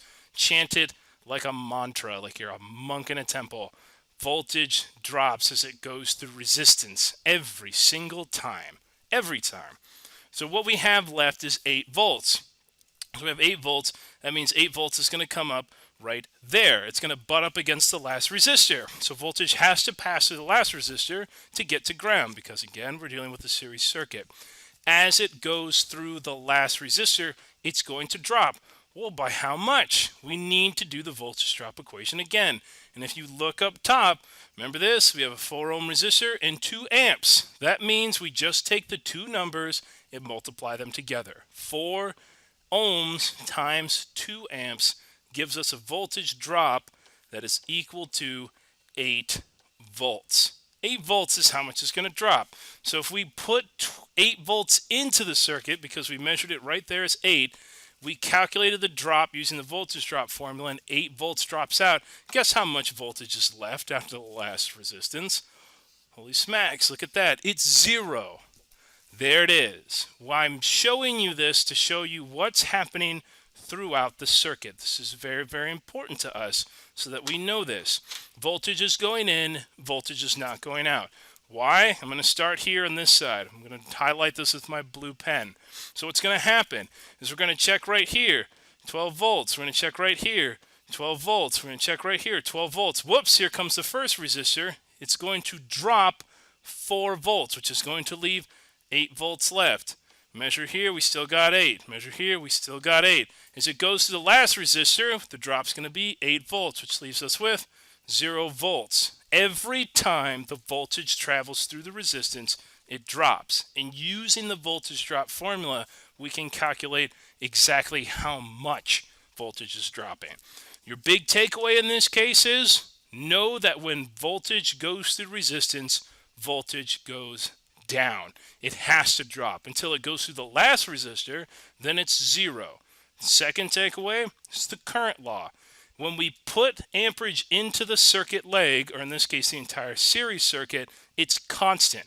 No matter where I measure the circuit, it will be 2 amps, period. That never, ever changes in this case. 2 amps everywhere. Voltage drops, amperage doesn't. That's a big takeaway on this one. So given that that was thoroughly mind-melting, what I'm going to do is I'm going to do it again. And I'm going to show you what happens when we reintroduce the 3 resistance series circuit back into the equation. So again, here's my 12 volts. There it is. So it's going to do the same one. You got 2, wait a minute, whoops. You got 2 ohms for the first one. You're going to have 4 ohms for the next one. You're going to have 6 ohms for the last one. So 2, 4, and 6. Voltage, once again, has to travel through 2, 4, and 6 ohm resistors before it can reach the ground, which is where it wants to be. So what we're going to do first, yeah, you guessed it, here comes our Ohm's law equation. I'm going to solve that first. Just going to add the resistors together. 2, 4, and 6 is just going to give us 12. Would you look at that? 12 goes into 12 one time. That means we now know the amperage of this circuit. Look at that. It is 1 amp. If you are unsure how we discovered 1 amp in this circuit, then you need to go back and watch the earlier part of the video that shows you how we utilize Ohm's law. If it still doesn't make sense, stop one of the lab staff and have them help you. Very important that this becomes slightly second nature by this point, because we got to be able to get the basic stuff out of the way first. So that's how we find that we have 1 amp. That's why I showed you. Good practice, shows you how to use Ohm's law, so that way you don't go, well, where Mr. Webb just pull 1 amp up at? Well, I solved the problem using Ohm's law. That's how I found the amps. So now that we know the amps, we can still, once again, follow the Kirchhoff laws that say in a series circuit, amperage is constant. That means in this circuit, no matter where I measure, I will get 1 amp. That means if I measure at the first resistor, guess what? 1 amp. If I measure at the next one, 1 amp. If I measure at the last one, 1 amp. Well, would you look at that? This is following Kirchhoff's current law. Amperage is constantly the same. There's 1 amp through the entire circuit period, because amperage goes out, amperage comes back. Now what we're going to do is we're going to do voltage drop. In case you have forgotten the voltage drop formula, big V little d is equal to the amperage at that point times whatever the resistance is that it's flowing through. So that's how we're going to calculate this next. Here we go, riding along. We're going to do the first resistor. So we're going to do the 2. So that means that this is going to be 2 times 1, because we have 2 ohms and 1 amp of resistance. Guess what the voltage drop is there? You don't have to guess, you just have to calculate it. It's nothing more than 2 times 1. That means that this voltage drop is equal to 2 volts. We're going to do it for the next one. So we're going to do it right here. So we're going to do the 4 times the 1. That's how we're going to get that. So 4 times 1 gives us nothing more than a voltage drop of 4 volts. Now we're going to do it for the last one, which is going to be the last resistor, 6 times 1. That's where we're going to do it right here. So 6 times 1 is going to give us a voltage drop of, man, you got it, 6 volts. Fantastic, right? So what's happening in this case is we start out with 12 volts. We're going to have 12 volts here, 12 volts here. Whoops, here comes the 12 volts as it passes through the first resistance. What happens to voltage when it goes through resistance? It drops. Every time voltage goes through resistance, it drops. There's that mantra again. How much does it drop? Well, we calculated that. It dropped by 2 volts. So 12 volts went in. That means 10 volts come out. So that means we're going to have 10 volts as it travels through even more until it hits the second resistor. 10 volts goes in, and as 10 volts goes through a resistance, it drops. How much does it drop? It drops by 4 volts. Guess how much is left? 6 volts. So that means the 6 volts travels along. It's going to reach the last resistor. Here it comes, chugga chugga, going through the resistance. As voltage goes through resistance, it drops. How much does it drop? We calculated that. 6 times 1 gives us 6 volts dropped out. If 6 goes in and 6 drops out, guess what? Bam, 0 volts are left. We have now done this 100% accurately. We followed Kirchhoff's current law because we allowed amperage to appear everywhere because it goes out and comes back. We also followed Kirchhoff's voltage law that said whatever volts go in, this 12 volts, guess how much comes out? None. By the time we reach the last resistance, you had better have 0 volts. If you don't calculate 0 volts at the end of a circuit, you did something wrong. That's a really big deal. That's a big, fat, hairy deal. You don't get that, you did something wrong. Takeaways, once again, voltage drops as it goes through resistance. Voltage drops as it goes through resistance. Also, amperage in a series circuit, constant. It's got to be constant. It's going to be whatever you calculated out using Ohm's law will then appear everywhere in the series circuit. That's got to be your takeaway. All right, so what we have here is we're going to do the hands-on practice. So what's happening is you can run over the series circuit already. So I'm going to show you guys how to build a series circuit using our fancy board here. What you're going to do right now is you're going to have this mounted up in front of you before you start. I'm going to reach down here. You see power button right there? Go ahead, click it. Power button needs to come on. If this does not come on, that means neither your positive side nor your ground side are connected on this board. So if it doesn't come on, we're going to stop because you see these wires? These are fused, and we're going to have to double check the fuse. So make sure you check it for power first. Once you know it's got power, go ahead and shut it off. I need to depower it. So what we're going to do is we're going to start by building a series circuit, which means, again, all the loads are going to be in a straight row. So we're going to start, going to have these little spade connectors right there. So we built these spade connectors. You're going to take them, and you're going to slot it right there into the power side. So the power side's the left side. See the red wire right there? Go ahead and slide one in. Go ahead and take the other one. Slide that in too. So this is going to cover us for a ground. Sometimes spring's a little tight. Probably going to be a little loose on yours. So we have our spade connectors right there. Next, going to take a power wire. Doesn't matter what color it is. I'm using red just to keep everything nice and uniform. Go ahead and clip it on there. It's going to go to our first light bulb. So go ahead and connect it right there. So there's a first light bulb in our series. So now what we're going to do is we're going to connect it all the way across to the next one. So take another wire, going to connect it up right there. You're going to see the connectors right there. Just slide it right on.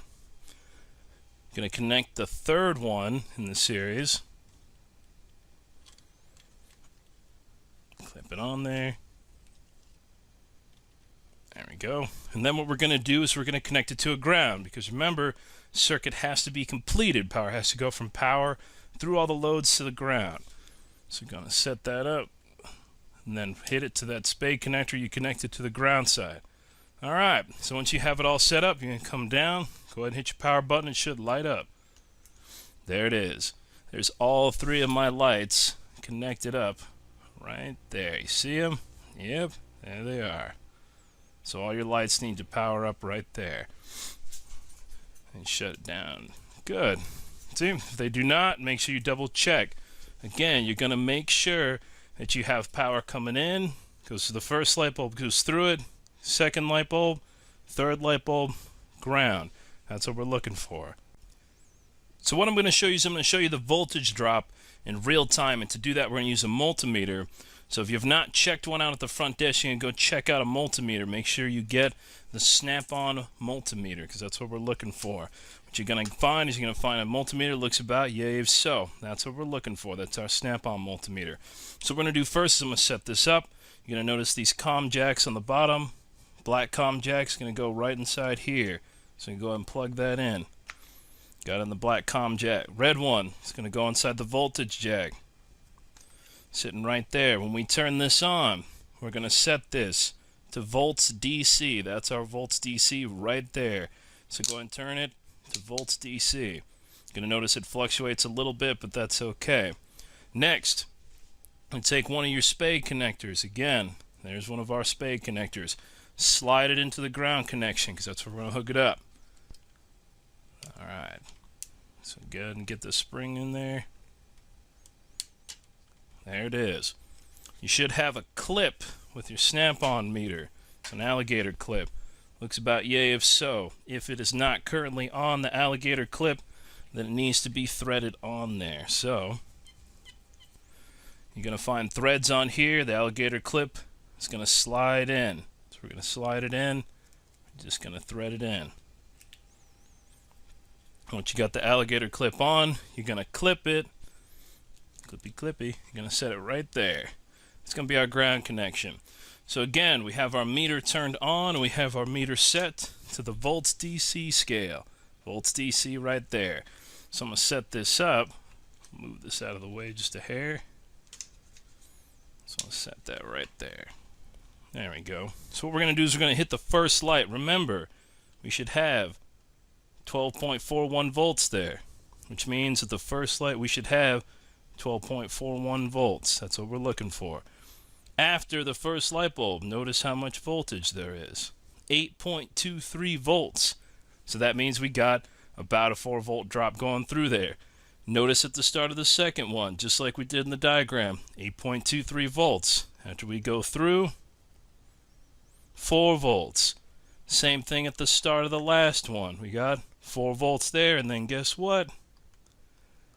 There it is. You got 100 millivolts. You just have almost no voltage there. So again, as voltage goes into the first light bulb, it's going to drop by 4 volts. Goes to the second one, drops by 4 volts. Goes to the last one, drops by 4 volts. And then we're left with nothing. At this point, if you have this set up with all 3 light bulbs on, you can go grab lab staff, have them sign off. This is going to be your sign off for building a series circuit. This is your first hands-on sign off. Make sure you go grab them. Lots of people ask after this point, well, Mr. Webb, I got that. I got Kirchhoff's law, I got the current law, I got the voltage law. I get it. You constantly spew it at me. Voltage drops as it goes through resistance. Voltage drops as it goes through resistance. Why is this important? Why do we care? We care because this teaches us the single most important skill that you will ever learn in electricity, period. That's what you're going to get. What this skill does is it teaches you how to notice and how to calculate voltage drops. The purpose of a voltage drop is the best tool we have for diagnosing electrical circuits, period. You will use this till the day you die if you are an automotive technician. If you do anything with electricity, this is the most powerful tool in your toolbox. So what we're going to do is we're now going to apply it. And so you understand the concepts, this will now make more sense. So what I'm going to do is I'm going to draw a simple circuit. There's just one resistor. It's 2 ohms. It's got 12 volts. Here we go. Here comes more practice, right? Here comes our Ohm's law, 12 volts. Draw it out. Total circuit resistance should be 2 ohms. How many times does 2 go into 12? 6 times, which leaves us with 6 amps of electricity, which is what we're going to draw way outside here just so you don't forget. 6 amps. That's what our current is. So we got 6 amps. Again, if you don't know how to do Ohm's law, what are you even doing here? Go back, go back, go back. Make sure you get that first. Got to be able to calculate this stuff out. So we've calculated this out. Real simple stuff, right? So we have 6 amps in the circuit, 2 ohms of resistance. We can calculate the voltage drop. Have you forgotten voltage drop? Here's your secret again. Voltage drop is equal to amps times the resistance it flows through, which means we have a basic circuit, which is the baby version of a series circuit, which means the amperage is 6 everywhere, including right there. So that's what we're going to put it right there, which means the voltage drop has to be, you guessed it, 12 volts dropped. So since I put 12 volts in the circuit, that means that the only place where voltage drops in this circuit should be at the 2 ohm resistor right there at the top. Does that make sense? I hope that makes sense. If it doesn't, then you're going to have to rewind, go back, and cover that a little bit. So that's what we're covering in this case. I'm going to get rid of this. I'm going to wipe out my voltage drop. We're going to clean this up. All right, so if it makes sense, here we go. We're moving into the big boy territories now. Let's say, for example, that we measure out what the voltage actually is. So I sit here and I measure 12 volts, right? So I have 12 volts, everything's doing pretty good. I should get 12 volts up to my 2 ohm resistor, which let's say is my light bulb. So as I hook this actual circuit up, my light bulb turns on. Well, it turns out that I've built this circuit before. I've done this a couple times, but my light bulb is a bit dim. So what we get in this case is we're going to get a customer complaint.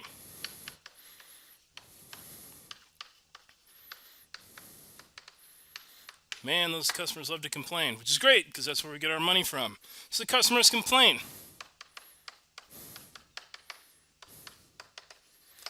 The light is dim is what the customer complains because we've built this circuit and we've given it to them. And they go, I've seen tons of 2 ohm 12 volt circuits.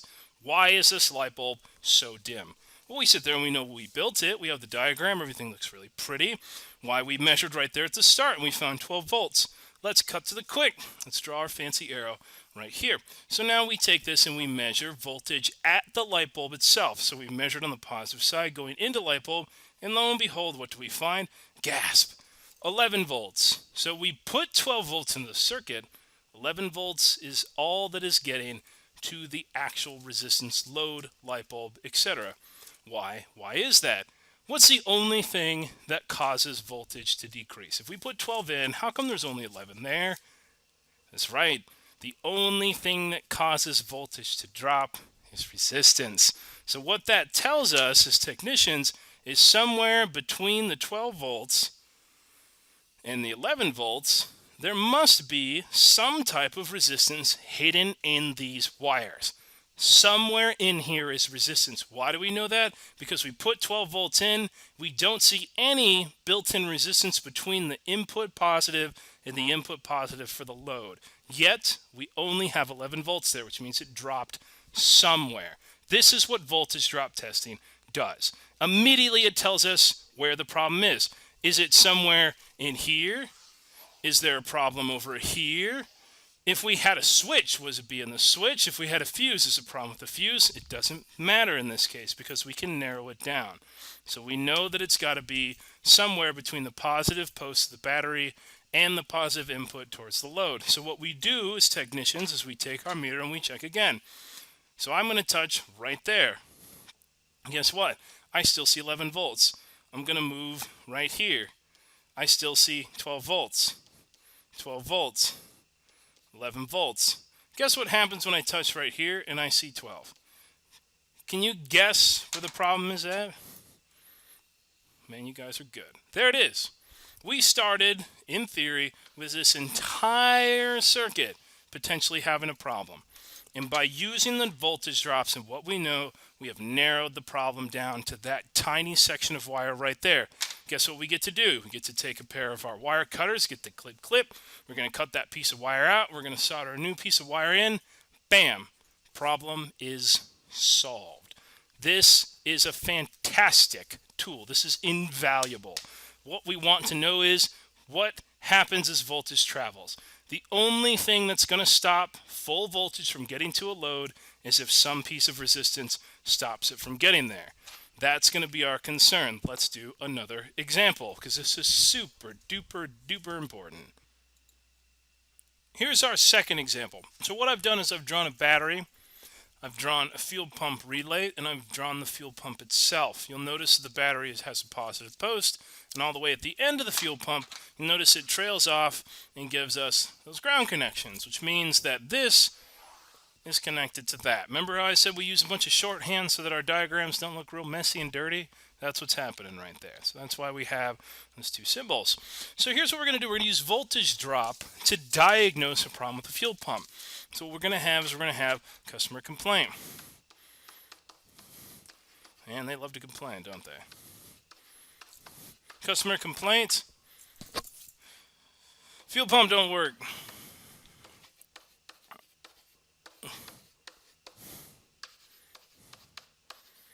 So you got a savvy customer comes in, tells you, man, I put my ear up against that pump, and when I turn the key on, that baby don't start.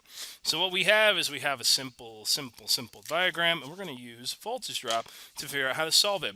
If you look at this diagram, you'll see that what's missing is resistance values. Here's the second beautiful part of a voltage drop. You don't care what the resistance values are.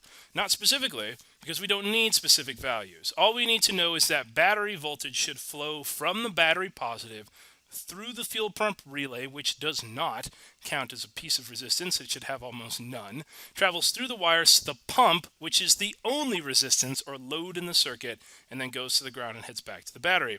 So the customer complains, my fuel pump does not turn on.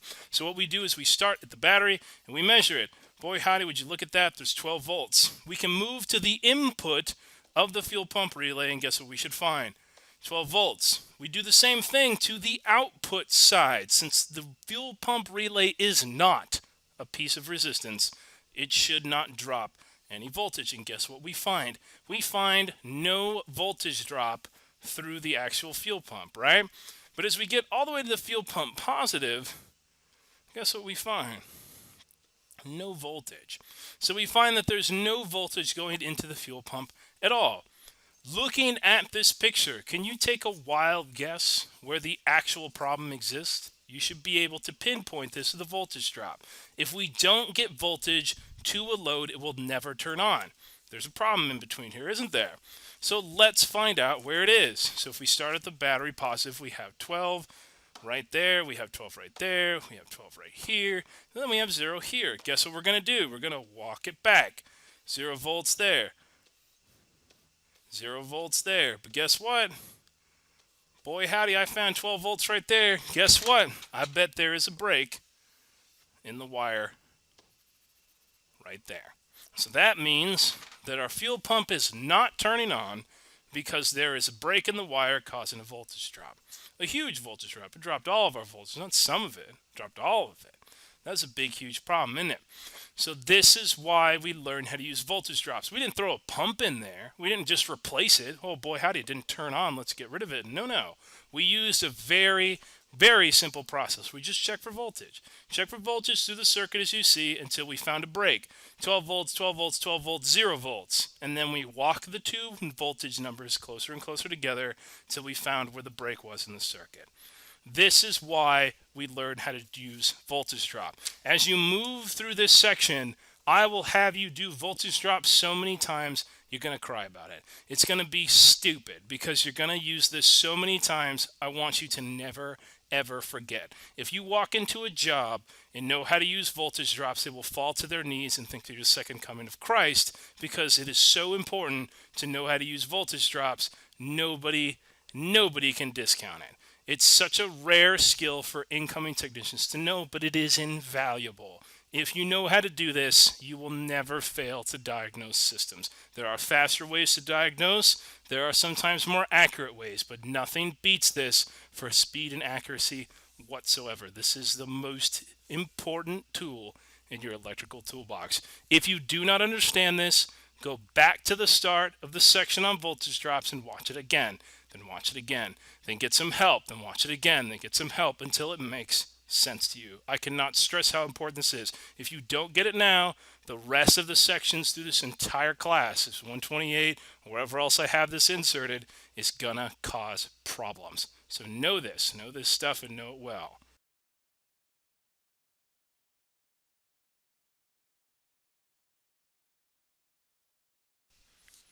So what we have next we're going to deal with parallel circuits. So essentially a parallel circuit is any complete circuit that has more than one path for current to travel in. So what you're going to get with parallel circuits, you can get separate paths, they call them branches or legs, for the current to flow through, and how much current's going to go through that leg depends on the resistance of it. So unlike a series circuit, what you're going to get is you're going to get multiple legs. So there's our resistor.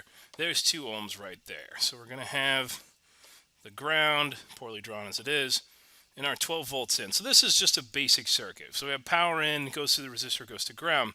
What's going to separate this and make this a parallel circuit is if I had a second leg right there, and then I throw, say, a 4 ohm resistor into it right there. So if you look at this diagram, you'll notice that there are multiple paths to ground. So if we sketch this, we could have power that comes up through here, through this 2 ohm resistor and goes to the ground, just like that. So there's one path. And then we have a separate path. We could have it come around and go through the 4 ohm resistor and make its way all the way back to ground that way. There's our second path. So what's happening in a parallel circuit is electricity is taking both paths simultaneously. So that's what's going to demarcate it to let you know that you're dealing with a parallel circuit. What this also does is if we cause a break in any of the circuits, so if we cause a break right there at the 2 ohm, this is an open. So remember, if we have an open, there's no flow of electricity there, so it's not going to find its way to the ground path. But what does happen is electricity will still flow through the back path and find its way to ground. This is much different than a series circuit, because when we deal with a series circuit, if we have one resistor and two resistor, so 2 ohms, 4 ohms, like this, if there's a break anywhere in this circuit, so if it's right here, that means electricity does not flow. That means the 2 ohm and the 4 ohm resistors, if they're light bulbs, are going to be out. No matter where the break is at, it's just going to stop functioning. So it doesn't matter where the break is in a series circuit, even if it's all the way on the back end like that, that means no flow of electricity. So any break or open in a series circuit means no flow of electricity. This is different than what we have for a parallel circuit, because a parallel circuit has a separate path. So as long as one path is still open to ground, electricity will flow through it. It simply, in this case, will not flow through the 2 ohm resistor, but it will go through the 4 ohm resistor. So that's what we're looking at to see what is the easy difference between a series and a parallel circuit. Essentially, 2 paths to ground, at least more than one. So we have a parallel circuit, we got 2 paths to ground, one path here, one path there. In a series circuit, just one. It's got to go in line, it's got to bounce to the 2 ohm and the 4 ohm resistor, get to ground, and if there's a break anywhere in there, no go. A couple things to keep in mind with a parallel circuit. So the Kirchhoff's amperage and voltage law are still the same. Voltage goes in, voltage doesn't come out. Amperage is in and out. So if you put 5 amps in the system, 5 amps will come out. But there are a few different rules. So for example, let me draw out my fancy diagram here. So I'll start with the parallel circuit. Do the same thing, 2 ohm resistor, 4 ohm resistor. So let's show some of the differences, how this operates. So some of the constants. So each leg in a parallel circuit gets the exact same amount of voltage. So it gets source voltage in this case. So in a series circuit, each resistor got a different amount of voltage. Remember, we had to calculate voltage drop. So depending on what the resistance was determines how much voltage it got. In a parallel circuit, each leg always gets the same amount of voltage. If my source voltage is 12 right there, then that means each leg in this circuit is going to get 12 volts. Each one, doesn't matter. If I draw another leg onto this, it doesn't matter if I make this 100 ohms. It's still going to get, you guessed it, 12 volts. So it is constant. Each leg is going to get whatever the source voltage is. That's how we're going to shake out with a parallel circuit. We're going to make sure that each leg gets the same source voltage. So if I changed the source voltage again to 10, so if I made this 10, that means each leg is going to get 10 volts. Gets the source voltage. Whatever that voltage is, each leg is going to do it. Because voltage changes, we're going to run across a second set of problems. So if each leg gets the same voltage, the amount of amperage that goes through each leg is going to end up being different. And that's where our concern is at. So each leg gets a different amount of amperage depending on the amount of resistances in there. So all legs get the same volts, but the amperage is going to change. Let me draw an example here. So we know that each leg is going to get 12 volts. What does this make for us, if not an Ohm's law equation? So if we take the first one, so if we take this right there, that leg gets 12 volts and it has 2 ohms of resistance, guess what we can calculate? That's right, we're going to plug in our Ohm's law. 12 volts, 2 ohms of resistance, guess what the amperage is? That's right, 6 amps. So you're going to have 2 going to 12 6 times. That's where we're going to get that from. So that means that the first one, the first leg, is going to get 6 amps. We can also calculate the one next to it. So we can calculate this right there. So let's go ahead and calculate the amperage that goes down that leg, because it's going to be 12 and 4. Plug in your Ohm's law values. 12, 4 ohms, 4 goes into 12, 3 times. Now it's a 3 amp system. So the last leg with the 4 ohm resistor is going to get 3 amps. Let's write that out. There it is right there. Hopefully it's clear how we calculated this. Each leg in a parallel circuit gets the source voltage, in this case 12. So 12 on the 2 ohm resistor, 12 on the 4 ohm resistor. We just use Ohm's law. We get 6 amps on the first one, and we get 3 amps on the second one. That's where that's coming from. What that means is total circuit amperage in this case is going to be 9 amps. So there it is. This is a big difference from a series circuit, because in the series circuit, we said amps were constant everywhere. If we calculated 2 amps, it was 2 amps no matter where we measured it. In a parallel circuit, it's now different, because amperage is going to split. So if we measure amperage, it's still going to be 9 amps right there, because 9 amps comes out. Still going to be 9 amps. Still going to be 9 amps, but guess what? Now we're going to get 6 amps to go down the last leg right here, so the first one. So if we were to measure amperage right here, we would get 6 amps. And if we were to measure amperage right there, we would get 3 amps. So it's 6 amps and 3 amps. Basically what they're doing is they're splitting. 6 drops down to the 2 ohm resistor and 3 travels off to the 4 ohm resistor. What happens is when you measure at the end of the circuit, it all comes back again, 9 amps. So we still keep Kirchhoff's law in mind. This is still the same.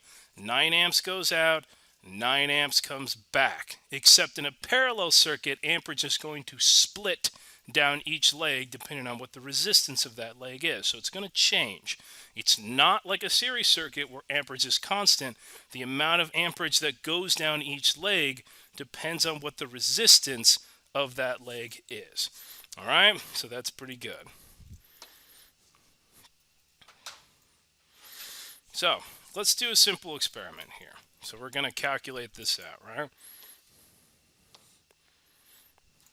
I'm going to show you what the effect of resistance is on a parallel circuit. What we're going to do is we're going to start with a basic circuit. So just one resistor, right? So 2 ohms of resistance, 12 volts. So let's do our Ohm's law. Let's calculate. 12 volts, total resistance is 2. So what that means is 2 goes into 12, gives us 6 amps. So that's our first example, right? Let's do a second example. Let's add another 2 ohm resistor to this problem, but let's put it in series, right? So we got 12 volts, we got 2 ohms, and then I added another 2 ohm resistor, bam. Now we're going to calculate with Ohm's law. Remember, series circuit, to get resistance total, add them together. 2 and 2 gives me 4.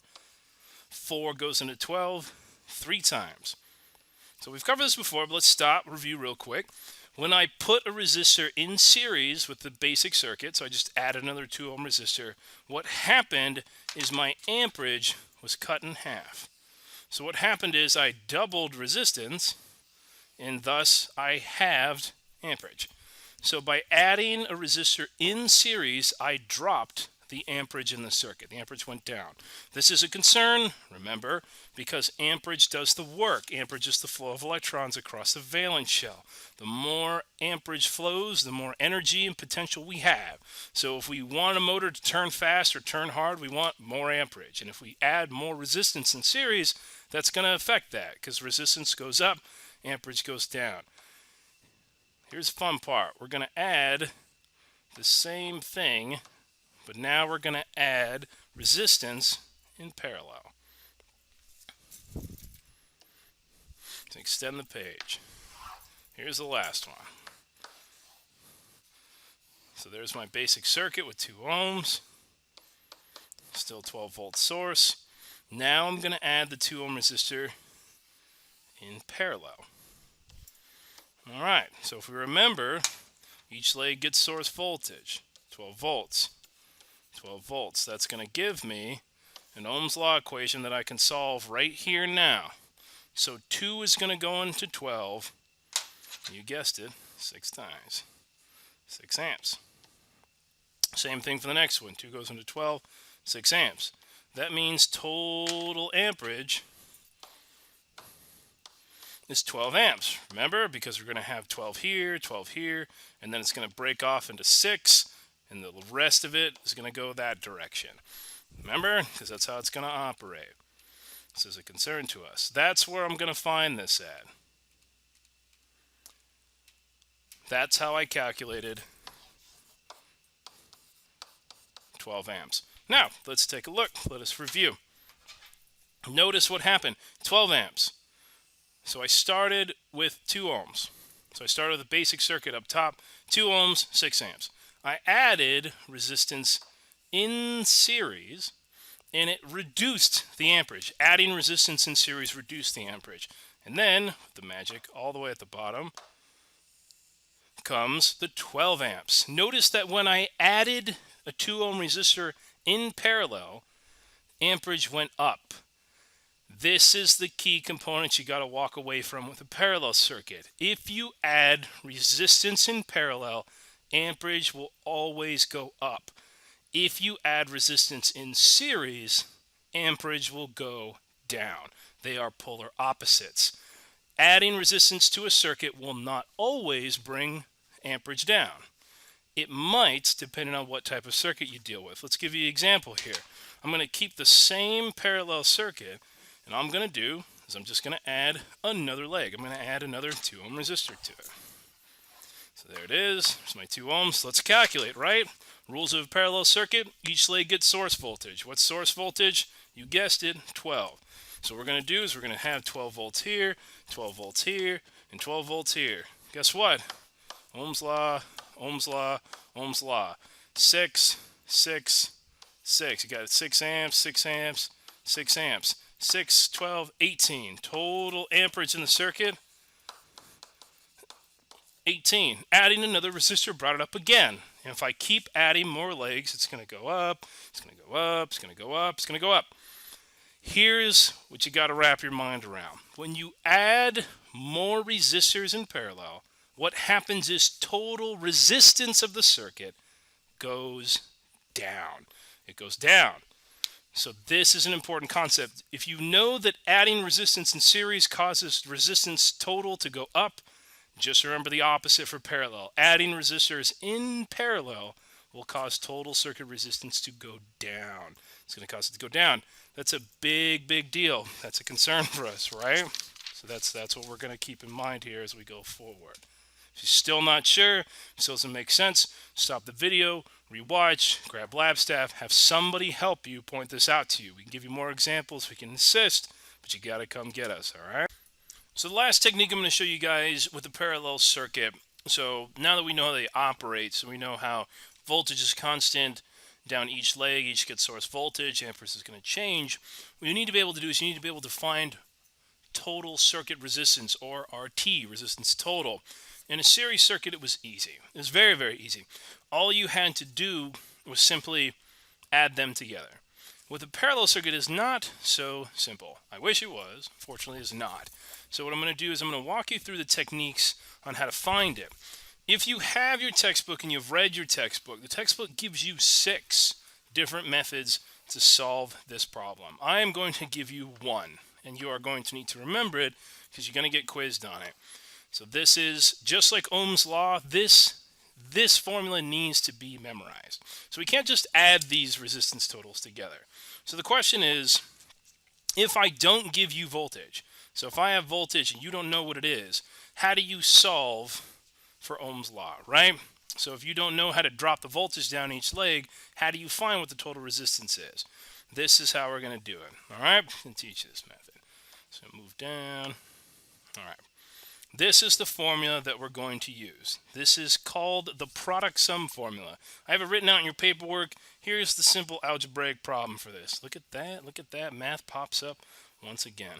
Mr. Webb, when are we going to have to use math in our lives? Well, there it is, guys.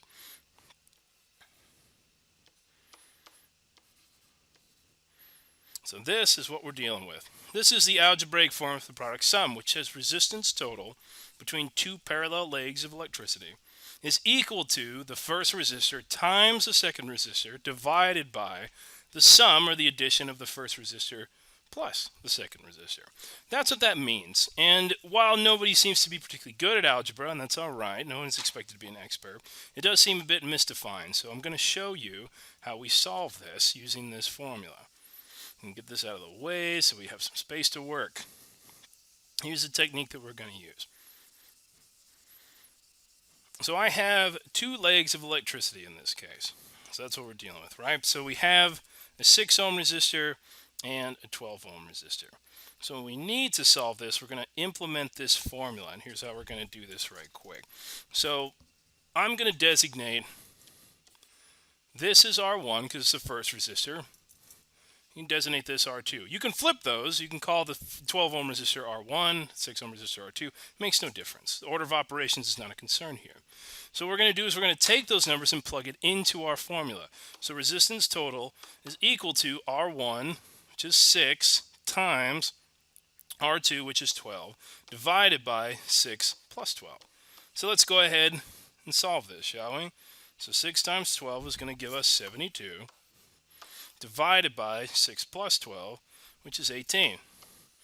Now what we have in this case is a division problem. 72 divided by 18. So let's go ahead and do that. 72 divided by 18 is going to give us 4. That's the final number.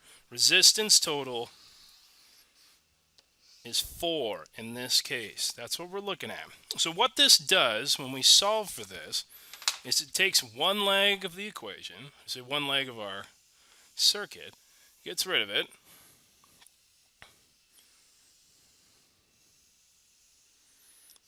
takes the resistance that it had with it, so he's going to get rid of that right there,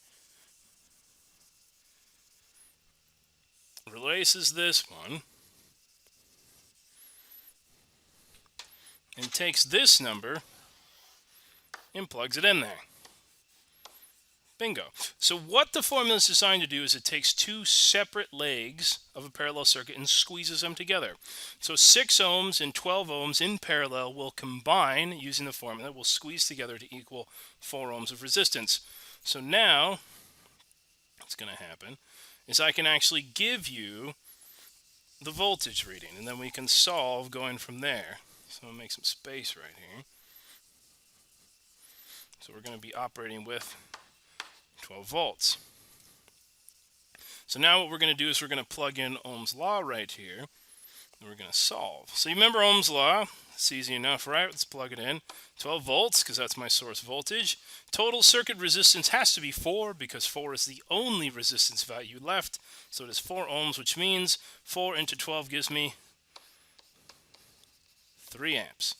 Total circuit amperage in this case is 3 amps. That's how we solve that. So that's how we're doing this, right? Let me show you why this is true.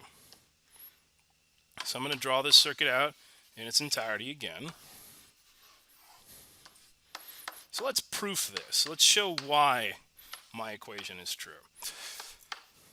So we got 6 and we got 12 on ohms, and then I have a 12 volt source. Remember the rules?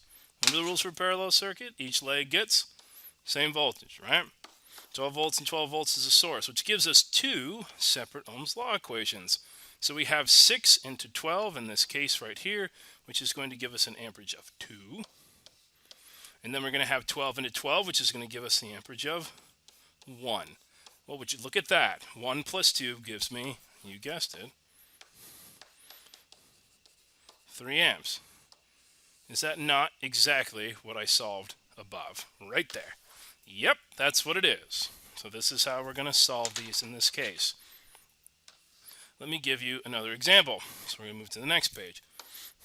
Solve this again. Let me draw out one of my diagrams here. So I'm going to take the same thing. So we got 6, we got 12, Now what I'm going to do is I'm going to add a third one. And that's going to be 12 as well. So, if I have 3 of them, what am I supposed to do? So I have 3 resistors. What we're going to do is we're going to take them 2 at a time and go from there. Remember, we're going to use the product sum formula. In case you have forgotten, it is R1 times R2 divided by R1 plus R2. There's our formula right in the corner, just in case you forget. Looks like Intel inside. So what we're going to do is we're going to start by designating. Here's R1, R2. Doesn't matter, flip them if you need to. I'm just going to plug the numbers in. 12 times 12 divided by 12 plus 12, right? What this is going to work out to, in case anybody needs the arithmetic done here. So we're going to do 12 times 12. This is going to give me 144, which is divided by 24. 144 divided by 24 is equal to 6. So that's going to give me 6 ohms. So again, what it does is it takes the 2 legs and smashes them together. So what I'm going to do is I'm going to get rid of the one that I have right here. So goodbye to one leg. Goodbye to its resistor. Make some space right here.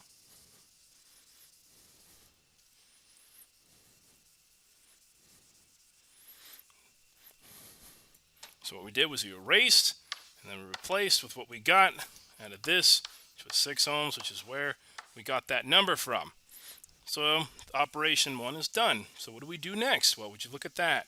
There's 2 more resistors on the board. So we need to reduce these using the product sum formula until there is only 1 resistor left on the board so that we can plug it into our Ohm's law equation. So you never guess what kind of formula we're going to use here.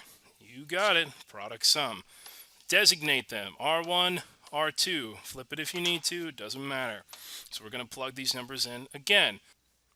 So we've got R1 is equal to 6 and R2 is equal to 6. So we plug it in this way, we should have 6 times 6 over 6 plus 6, which should come out to be 36 over 12. And 12 goes into 36 3 times. There we go. Again, what this does is it erases one leg because we're squeezing them together. And then it replaces the resistance that remains with what we got out of the formula. Which is this right there. Would you look at that? Are there any resistors left on the board? No, there is not. So that means if we were to solve this, I still haven't given you voltage, but now you know what my actual ohms reading is. So we have 3 ohms. If I say this is a 12-volt source, guess what? Now, let's find out what amperage is. 3 goes into 12 4 times, right? This is how we're going to solve using the product sum formula. In case you forget what it is, let me draw lots and lots and lots of arrows up at it because it's super important. It's so important. Look, I'm going to make it shimmer. Look at that. It's like a sun radiating product sum formula energy for all. Remember this. Remember this formula because we're going to have to use it. So we've done this. Now let me prove why, again, the product sum formula works. By going back to the original formula, which is 6, which is 12, and 12. So there it is. Now I'm going to give you that source voltage we had before, which is going to be 12 volts. So what we're going to do is rules of a parallel circuit. Every leg in a parallel circuit gets the same voltage. There's my 12 volts. There's my 12 volts. There's my 12 volts. Look at that. Let's solve. 6 goes into 12, 2 amps.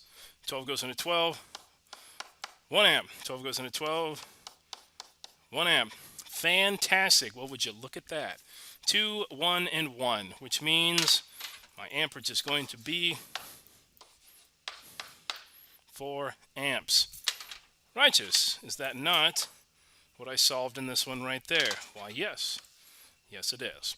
So this is why the product sum formula works. You're going to have to utilize it over and over and over again. Just in case anybody is still in doubt, we can always solve one more. Remember, it doesn't matter what you're dealing with here. You're still just going to utilize the same formula over and over and over again. So we make this one 3, make this one 6, make this one 12, make this one 12. Even if we add 4 legs onto this, we're going to follow the same method of operation every single time. All we're going to do is we're going to take the first one, designate them, R1, R2. Again, it does not matter. Plug them in. 12 times 12 over 12 plus 12. Guess what? This is going to collapse down into 6. So what we do is we erase and replace. So we're going to erase what's there, and we're going to replace what remains with what we got from the formula, which is 6. Fantastic. Now we execute our operation again. So what we're going to do is we're going to plug in, designate, R1, R2. Plug them in. 6 times 6 divided by 6 plus 6. This is going to work out to 3 ohms. Again, erase the leg and replace the leg that remains with what we got from the formula. In this case, which is 3. Almost done. 2 legs left. Guess what? Designate. Plug them in. 3 times 3 over 3 plus 3. This is going to give us an improper fraction. It's going to be 9 and 6. This is going to reduce down to 1.5. So now we actually have a decimal. Erase.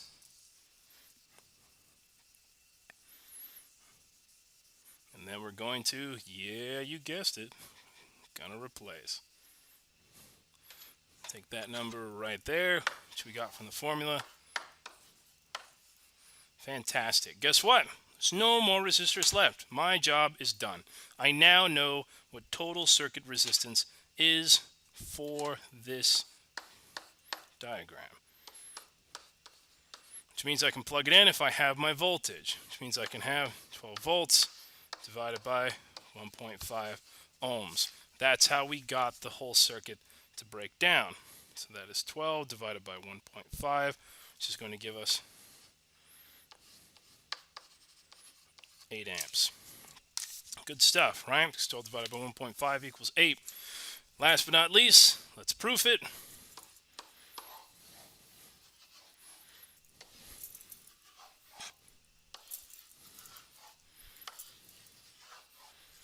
Three, 6, 12, and 12. Again, my source voltage was 12 volts. Rules of a parallel circuit say each leg gets the exact same amount of source voltage, which again is 12. So our source voltage is 12. So guess what? 12, 12, 12, and 12. So 12 volts, volts, volts, volts. Starting from the far right, 12 goes into 12 one time, so that's 1 amp down that leg. So 1 amp down this leg. 6 goes into 12, so there's 2 amps down that leg. 3 goes into 12 4 times, so there's 4 amps down that leg. Guess what? 4, 5, 6, 7, 8.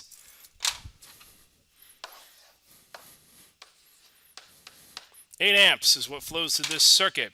So 8 amps comes out. Guess what? 8 amps comes back. And what's going to happen is 4 of those amps go down this leg, 2 of those amps go down this leg, 1 amp goes down this leg, and 1 amp goes down that leg. It's still 8 amps out and in, which is exactly what we calculated before, right? Because we used the product sum formula, which in case you have forgotten, look, there it is. I'm going to draw another arrow to it so we don't forget that sweet, sweet baby radiating product sum formula for us. Don't forget that formula. You need it to solve these problems. Very, very important. So as a recap, again, a parallel circuit is not the same as a series circuit. They both carry electricity, but they follow slightly different rules. You're going to have more than one path towards the ground in a parallel circuit. There's always going to be more than one path. That's what's going to differentiate between the two of them. And because of it, they follow slightly different rules. Source voltage is the same. down each leg. It's always going to be whatever the source voltage is. 5, 10, 50 volts, 100,000 volts. It does not matter. It's always going to be the same. What does change, however, is the amperage down each leg. And we calculate that just like this. So that's where we're getting this from. That's what's going to be different. Unlike a series circuit, where we calculated everything out and amperage was constant, amperage is different in a parallel circuit.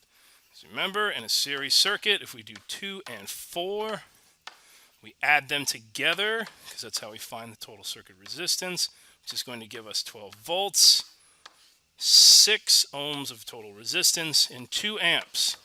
And amperage is constant. It's going to be 2 amps no matter where I check it.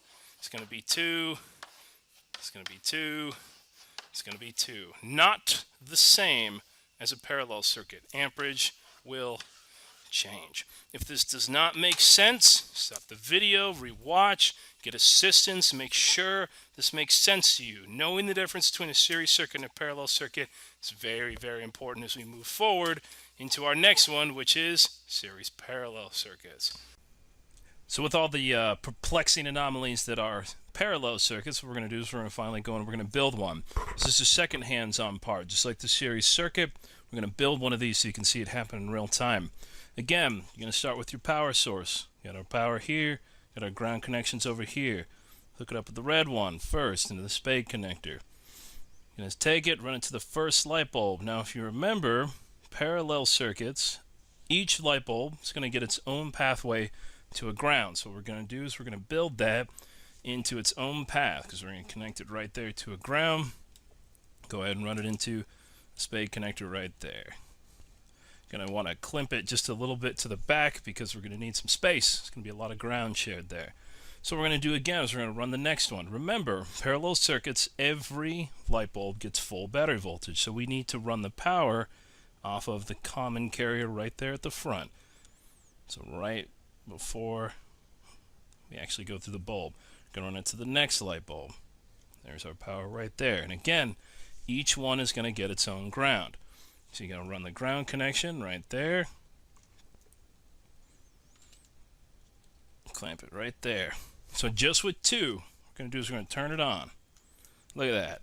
Look how nice and bright those bulbs are. Much brighter than when we had them in series. So you see each light bulb is going to get a full 12 volts.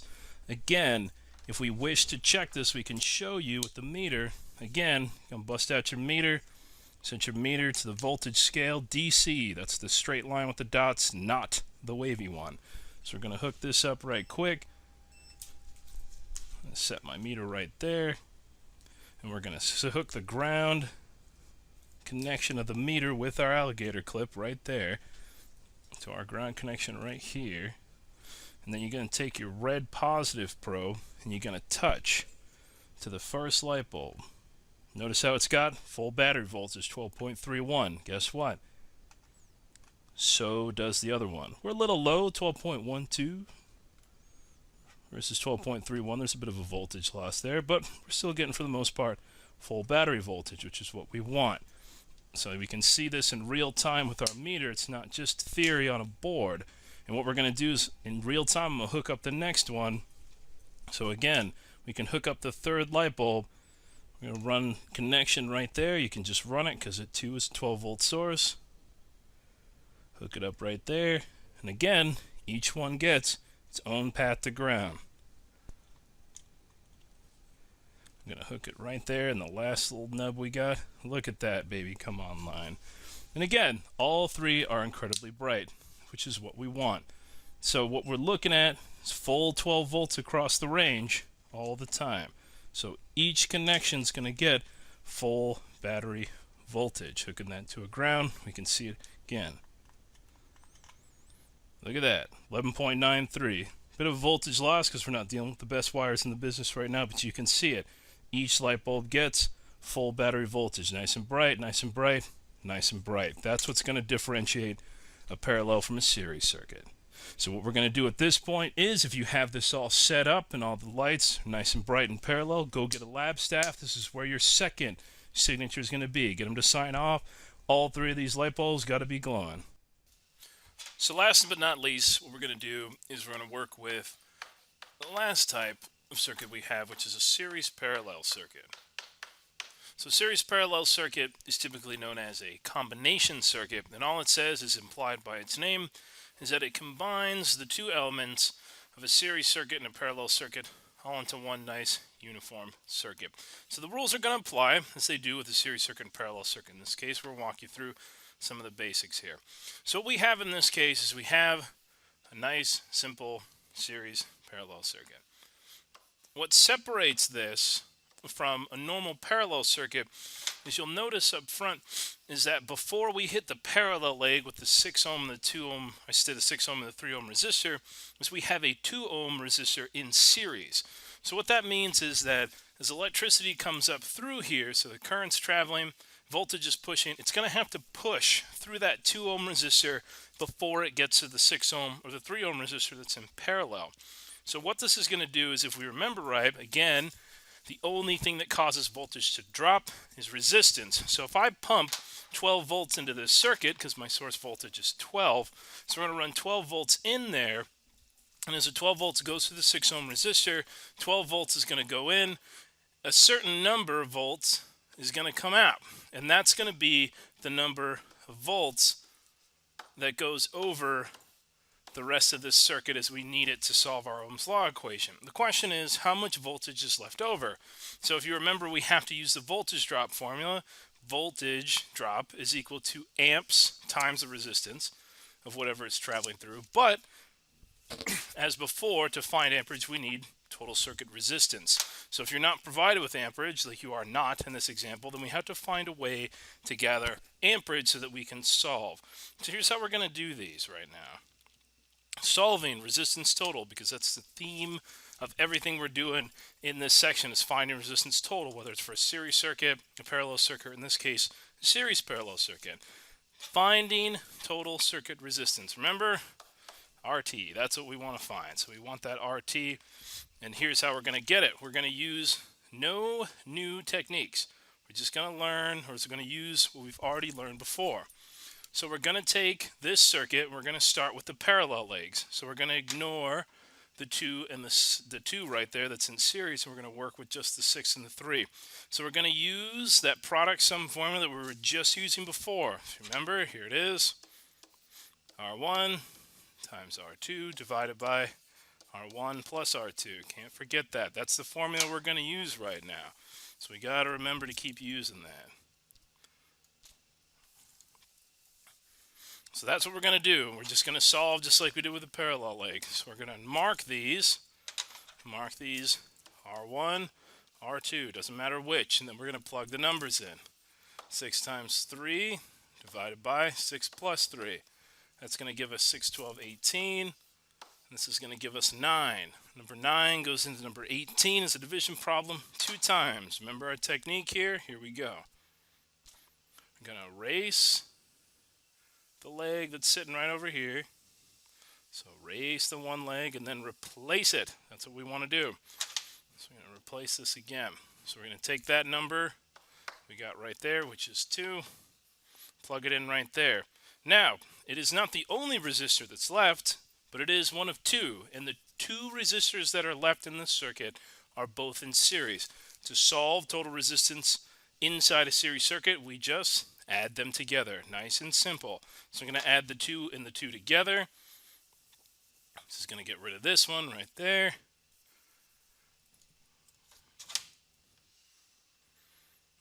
This is going to leave us with 4.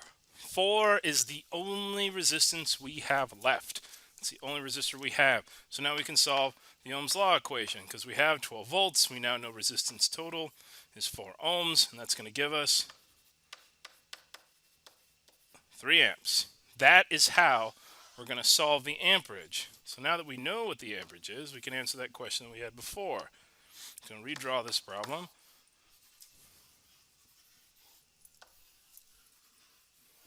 So there's our 2 ohm resistor. There's my 6. And there is my 3. We now know with this 12 volt circuit that this circuit is going to carry 3 amps. Guess what we can solve now? We can solve the voltage drop at this point, because it's going to be 3 amps that goes into it. The voltage drop is now 6 volts. So that means if 12 volts go in, 6 volts is going to drop out, which leaves us with 6 volts left. Now we just follow the rules of a regular parallel circuit. This leg is going to get 6 volts. This leg is going to get 6 volts. Again, notice how we pumped 12 volts out. 6 volts got consumed by the 2 ohm resistor, leaving us with 6 volts left, leaving us with only 6 volts to send down each leg. So we can solve the Ohm's law equation. 6 and 6 gives us 1. 3 into 6 gives us 2. Notice again that these two numbers, 1 and 2, add up into our amperage. That's how we know we did this problem correctly. All right? Let's solve you another one here.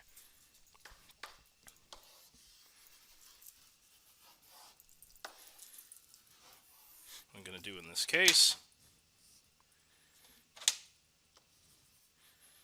So what we're going to do is we're going to have another 2. I'm going to make both of these 6. And then I'm going to add at the bottom, it's not very noticeable, another resistor. Just like that. 12 volts comes out. All right. So here's what we're going to do. We're going to solve this. We start with the parallel legs every single time. So that means we're just going to start. Ignore everything else except the legs that are in parallel right there. That's where we're paying our attention to. Use the formula once again. Designate them. R1, R2. Plug the numbers in. 6 times 6 over 6 plus 6 is going to lead us to 3. That's where we get our 3 ohms from. What that means is we're going to take this, we're going to erase,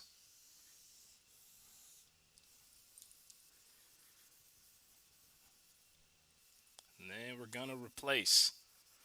Erase and replace. That's how you're going to do it with the parallel legs. Replace it with what we got there, which is 3. All right, so now you look at this problem, and you see that we have 3 resistors.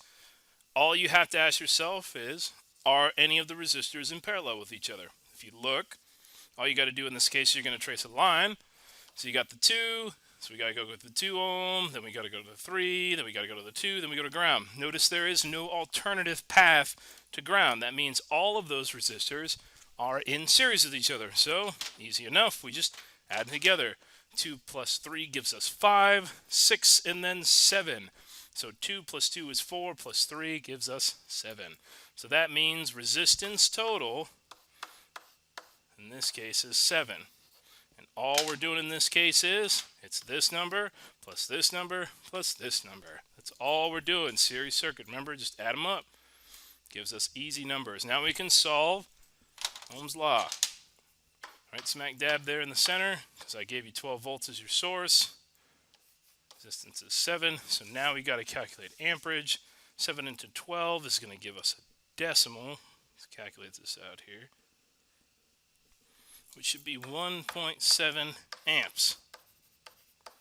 That's it. That's how we solve. That's how we're going to find what the amperage in this circuit is, which is 1.7 amps. Let's try another one.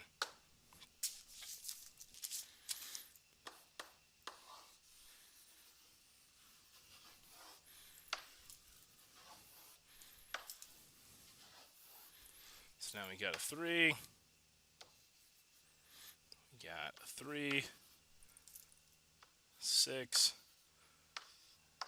and 6.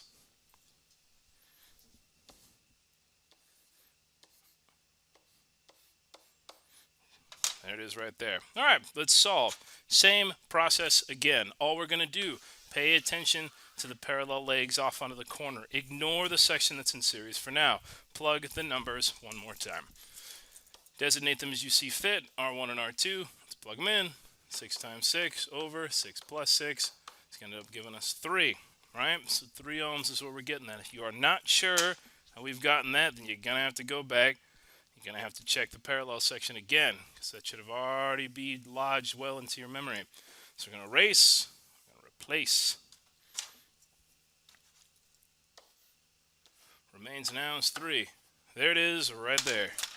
So we're going to take this, we're we're going to do the formula all over again.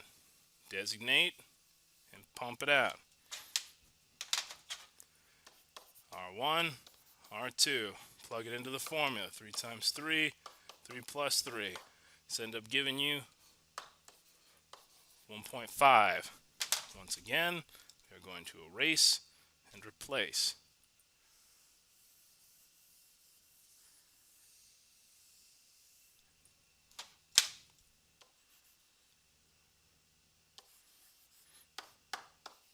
There it is. Only resistors left.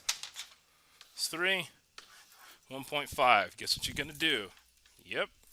Add them up.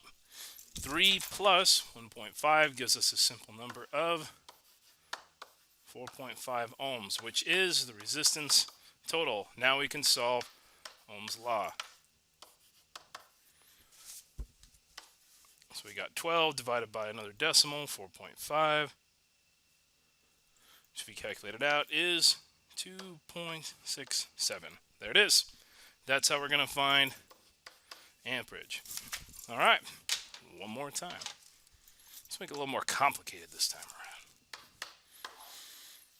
There's one.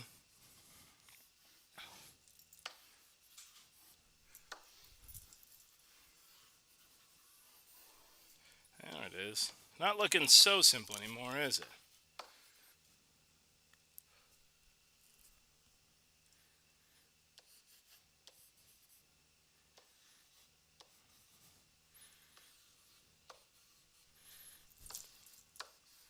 Alright, so let's breathe this in for a second. Let's take a long, hearty look at it before we jump into the deep end. 12-volt source. What we have across this entire thing is we got a 2, we got a 4, we got an 8, we got a 6, we got a 2. They are all over the place. When you look at this, the question is, well, where do I start? I like to start all the way to the right of the diagram whenever physically possible. It makes things easier. So all we're going to do is we're going to start on the far right. So we're going to start off on the corner. When solving complex problems like this, start at the right hand of the page. All you're going to do is you're going to start on the right. And you're going to start by marking one of these as R1. Name that as your first resistor. So there's our R1.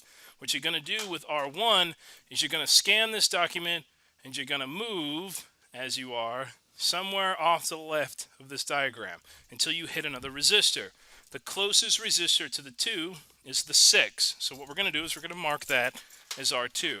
So now we've hit our second marker. The only thing you have to ask yourself at this point is, are the 6 ohm and the 2 ohm resistors in series or are they in parallel? If they are in series, you're going to add them together. If they're in parallel, you're going to use the product sum formula we've been doing over and over again. So look at this. Are these 2 resistors in series or parallel? If you have doubt, take a pencil or a pen, use the blunt side, so don't try to mark your paper up too much. Take it, drag your way across the circuit. Is there any way, going from the 6 ohm to the 2 ohm resistor, to bypass one of them? You can't. You have to go through the 6 and the 2. If you have to go through it, you're dealing with a series set of resistors. So these 2 are in series. So all we're going to do is we're going to add them together. So we're going to add the 6 and the 2 together. So I'm going to take it, no fancy formula necessary. I'm going to take the 6, going to add it to the 2, rewrite this. That should give me 8. Notice that I erased up in this corner this resistor. That's just to make my image cleaner. That's why I got rid of it. So we've added them together. The 6 and the 2 have added together. So I'm going to do it again. I'm going to start all the way on the right side of my diagram, the farthest I can go, mark this R1. I'm going to move it all the way around until I find the closest one, which is that 8 right there.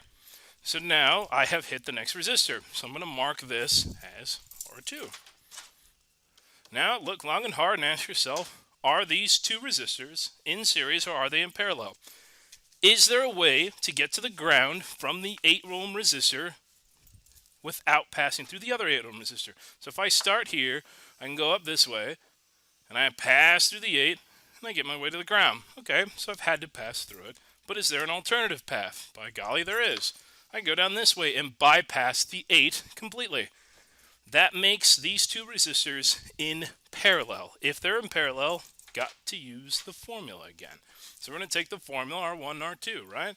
So 8 times 8 over 8 plus 8, which is going to give us, should break down into 4.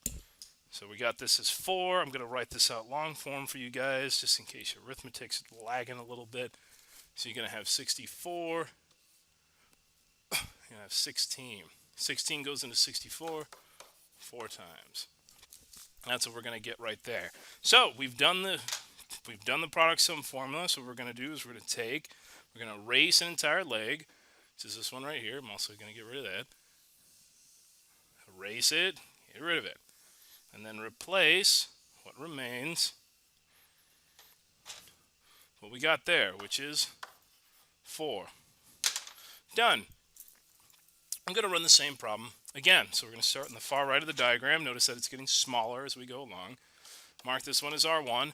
Move all the way to the left, and the closest resistor we have is this one. So it's 4 and 4. Look at them again. Are they in series or are they in parallel?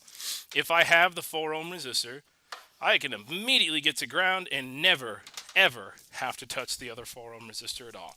That means that these two are in parallel, which means I will now use the formula to squeeze them together. 4 times 4 over 4 plus 4 gives you 16 over 8, which reduces down into 2. Which means we're going to take this, erase,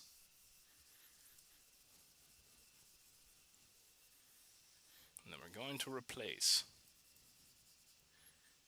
Make that nice and fancy right there. Gives us 2 ohm resistor. Fancy, right? So I'm going to erase this off the side of the board, make it prettier. Fantastic. All right, same problem again. Far right, there's my R1. Closest resistor is this one, so we'll call it R2. Are they in series or are they in parallel?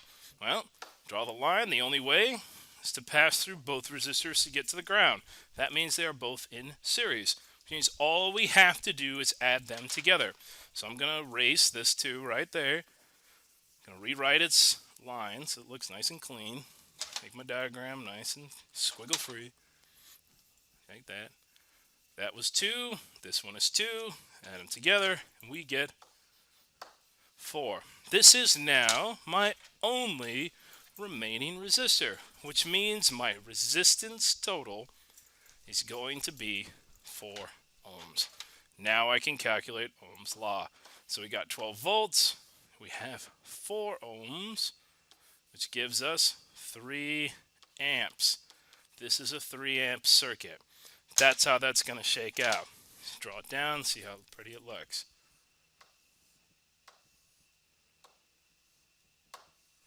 There we go. We started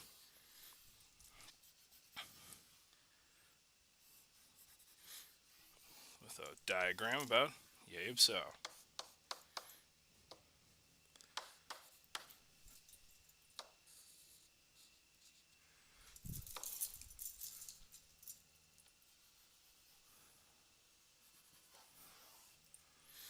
That one was 6, that one was 2, this was 8, and this was 4.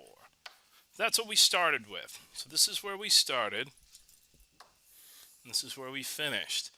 To get there, all we did was collapse the resistors into each other. Only 2 methods. You're either going to add them if they're in series, or you're going to squeeze them together if they're in parallel.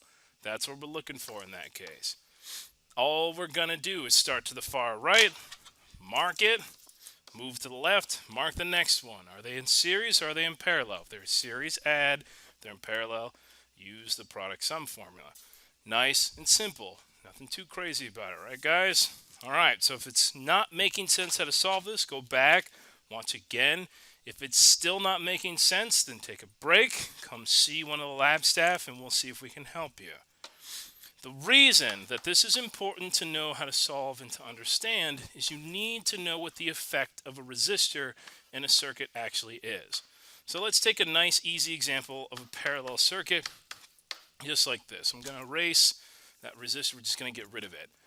So let's solve this very quickly. The idea in this case is we have 12 volts that goes down here. We have 12 volts that goes down here. There it is. 2 goes into 12, 6 amps, 6 amps. This is now a 12 amp circuit. So let's move this down. Let's take the same thing. Take the same circuit. We're going to put a resistor in series with it. There's the 2.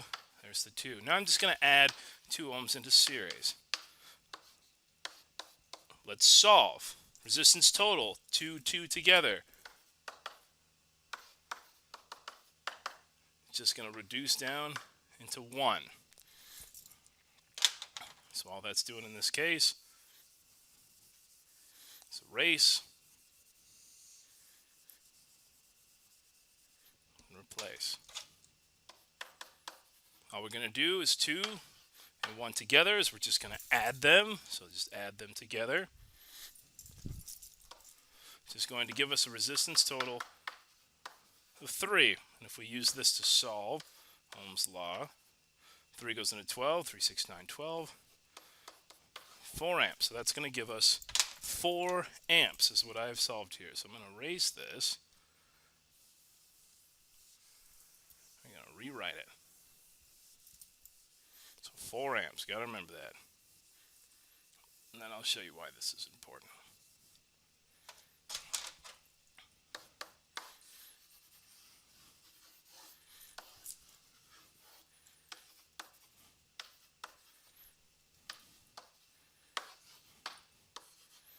There's a 4 amp circuit right there off 12 volts. Okay. The one above it had 12 amps. Notice that by simply adding a 2 ohm resistor in series, I have effectively reduced a circuit from 12 amp draws to 4 amp draws. We can reduce the amount of amperage that goes into a circuit by adding objects in series.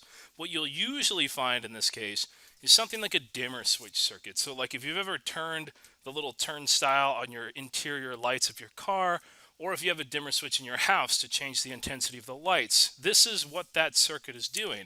We would have our light bulbs here and here screwed into the ceiling, for example, in our housing example, and we would just feed voltage into them to turn them on. But if we wanted them to be really, really dim, we can adjust this resistor right here. We can make it variable. So instead of having it be 2, I could change this to 3.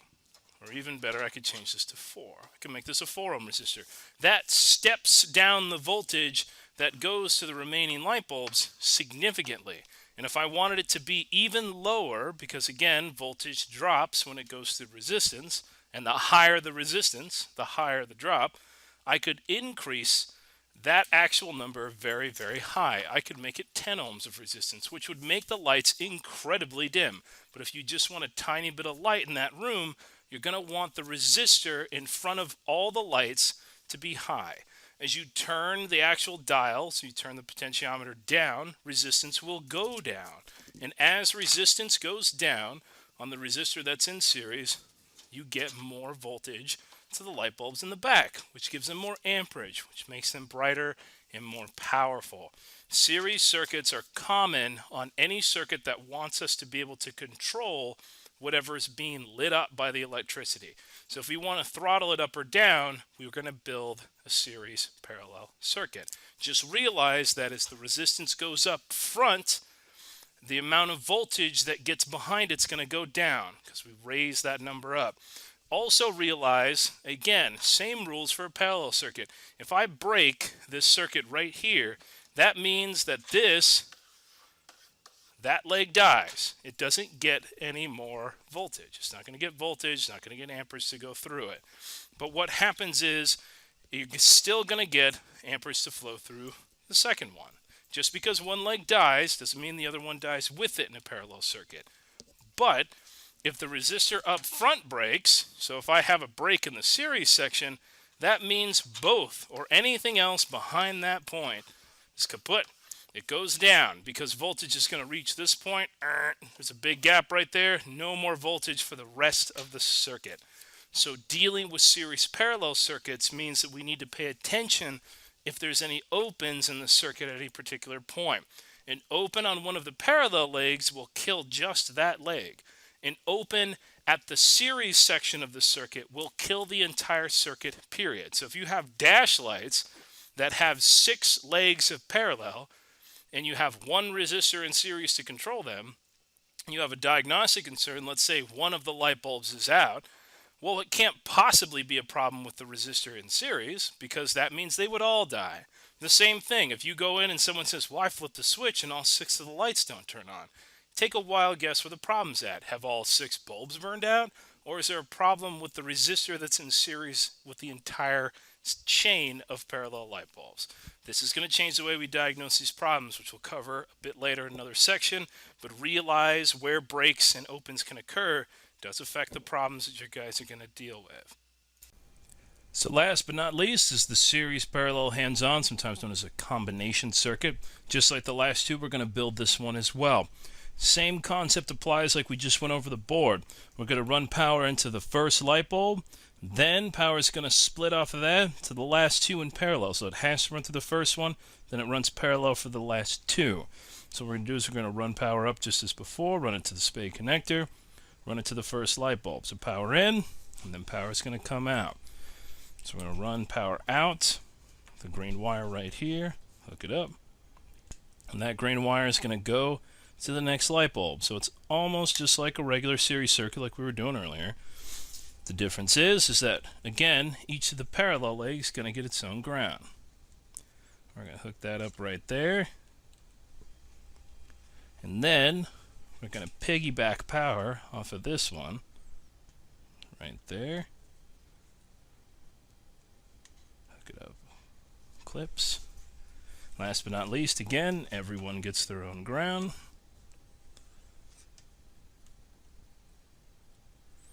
And there's a ground connection. We turn this on, we should see this light bulb is bright. These two are going to be dimmer, but they're going to be as equally as dim. Here we go. There we go.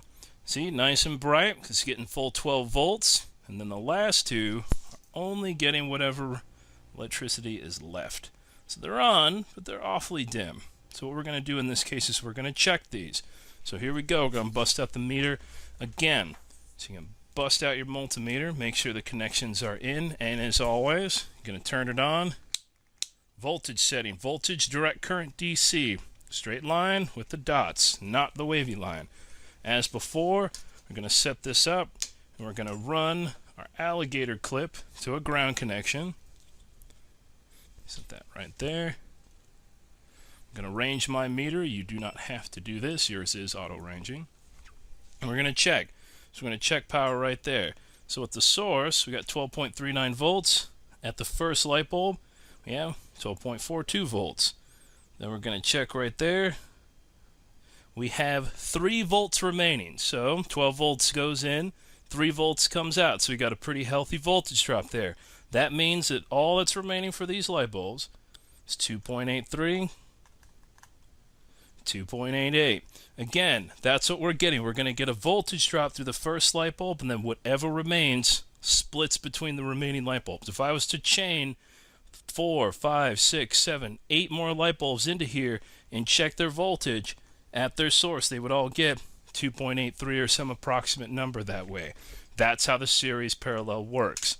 Again, it's going to drop through the series section, and then it's going to share what's left with the parallel legs. So if you've gotten to this point, this is our last sign off. So you're going to sign off right here. Make sure that you have this set up. You're going to have it in series and the back two in parallel. That's what your write-off is going to be. So go grab lab staff, have them inspect it, sign off, and then continue on. Okay, so now we've hit the last of it. We're on our conclusions. We're finally at the end of this module. Because of this, we should have the 7 conclusions that you should be walking away from this entire lab with. These are the big highlights of this section. The first is that electricity is the flow of electrons through a conductor. Remember, in its simplest procedure, electrons moving across the outer shell of the atom, the valence shell, is what electricity is. 2, the force that pushes those electrons across that shell is known as voltage.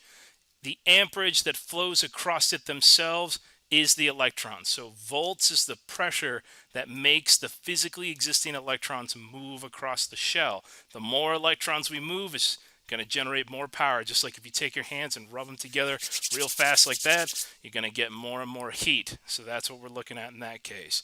Number 3 is anything that resists the flow of electricity is known as resistance. Whether it's corrosion, whether it's an air gap, whether it's a loose connection, anything that stops electricity from flowing smoothly, we designate as resistance, and we measure with ohms. That's our electrical measurement there for resistance. Anytime electrical current hits resistance, voltage will drop. Let's say it again. Anytime electrical current hits resistance, voltage drops. Voltage always drops when it goes through resistance, period. Doesn't matter. If you send 12 volts out on one end of a conductor and all the way on the other end of a conductor, you get 11 volts.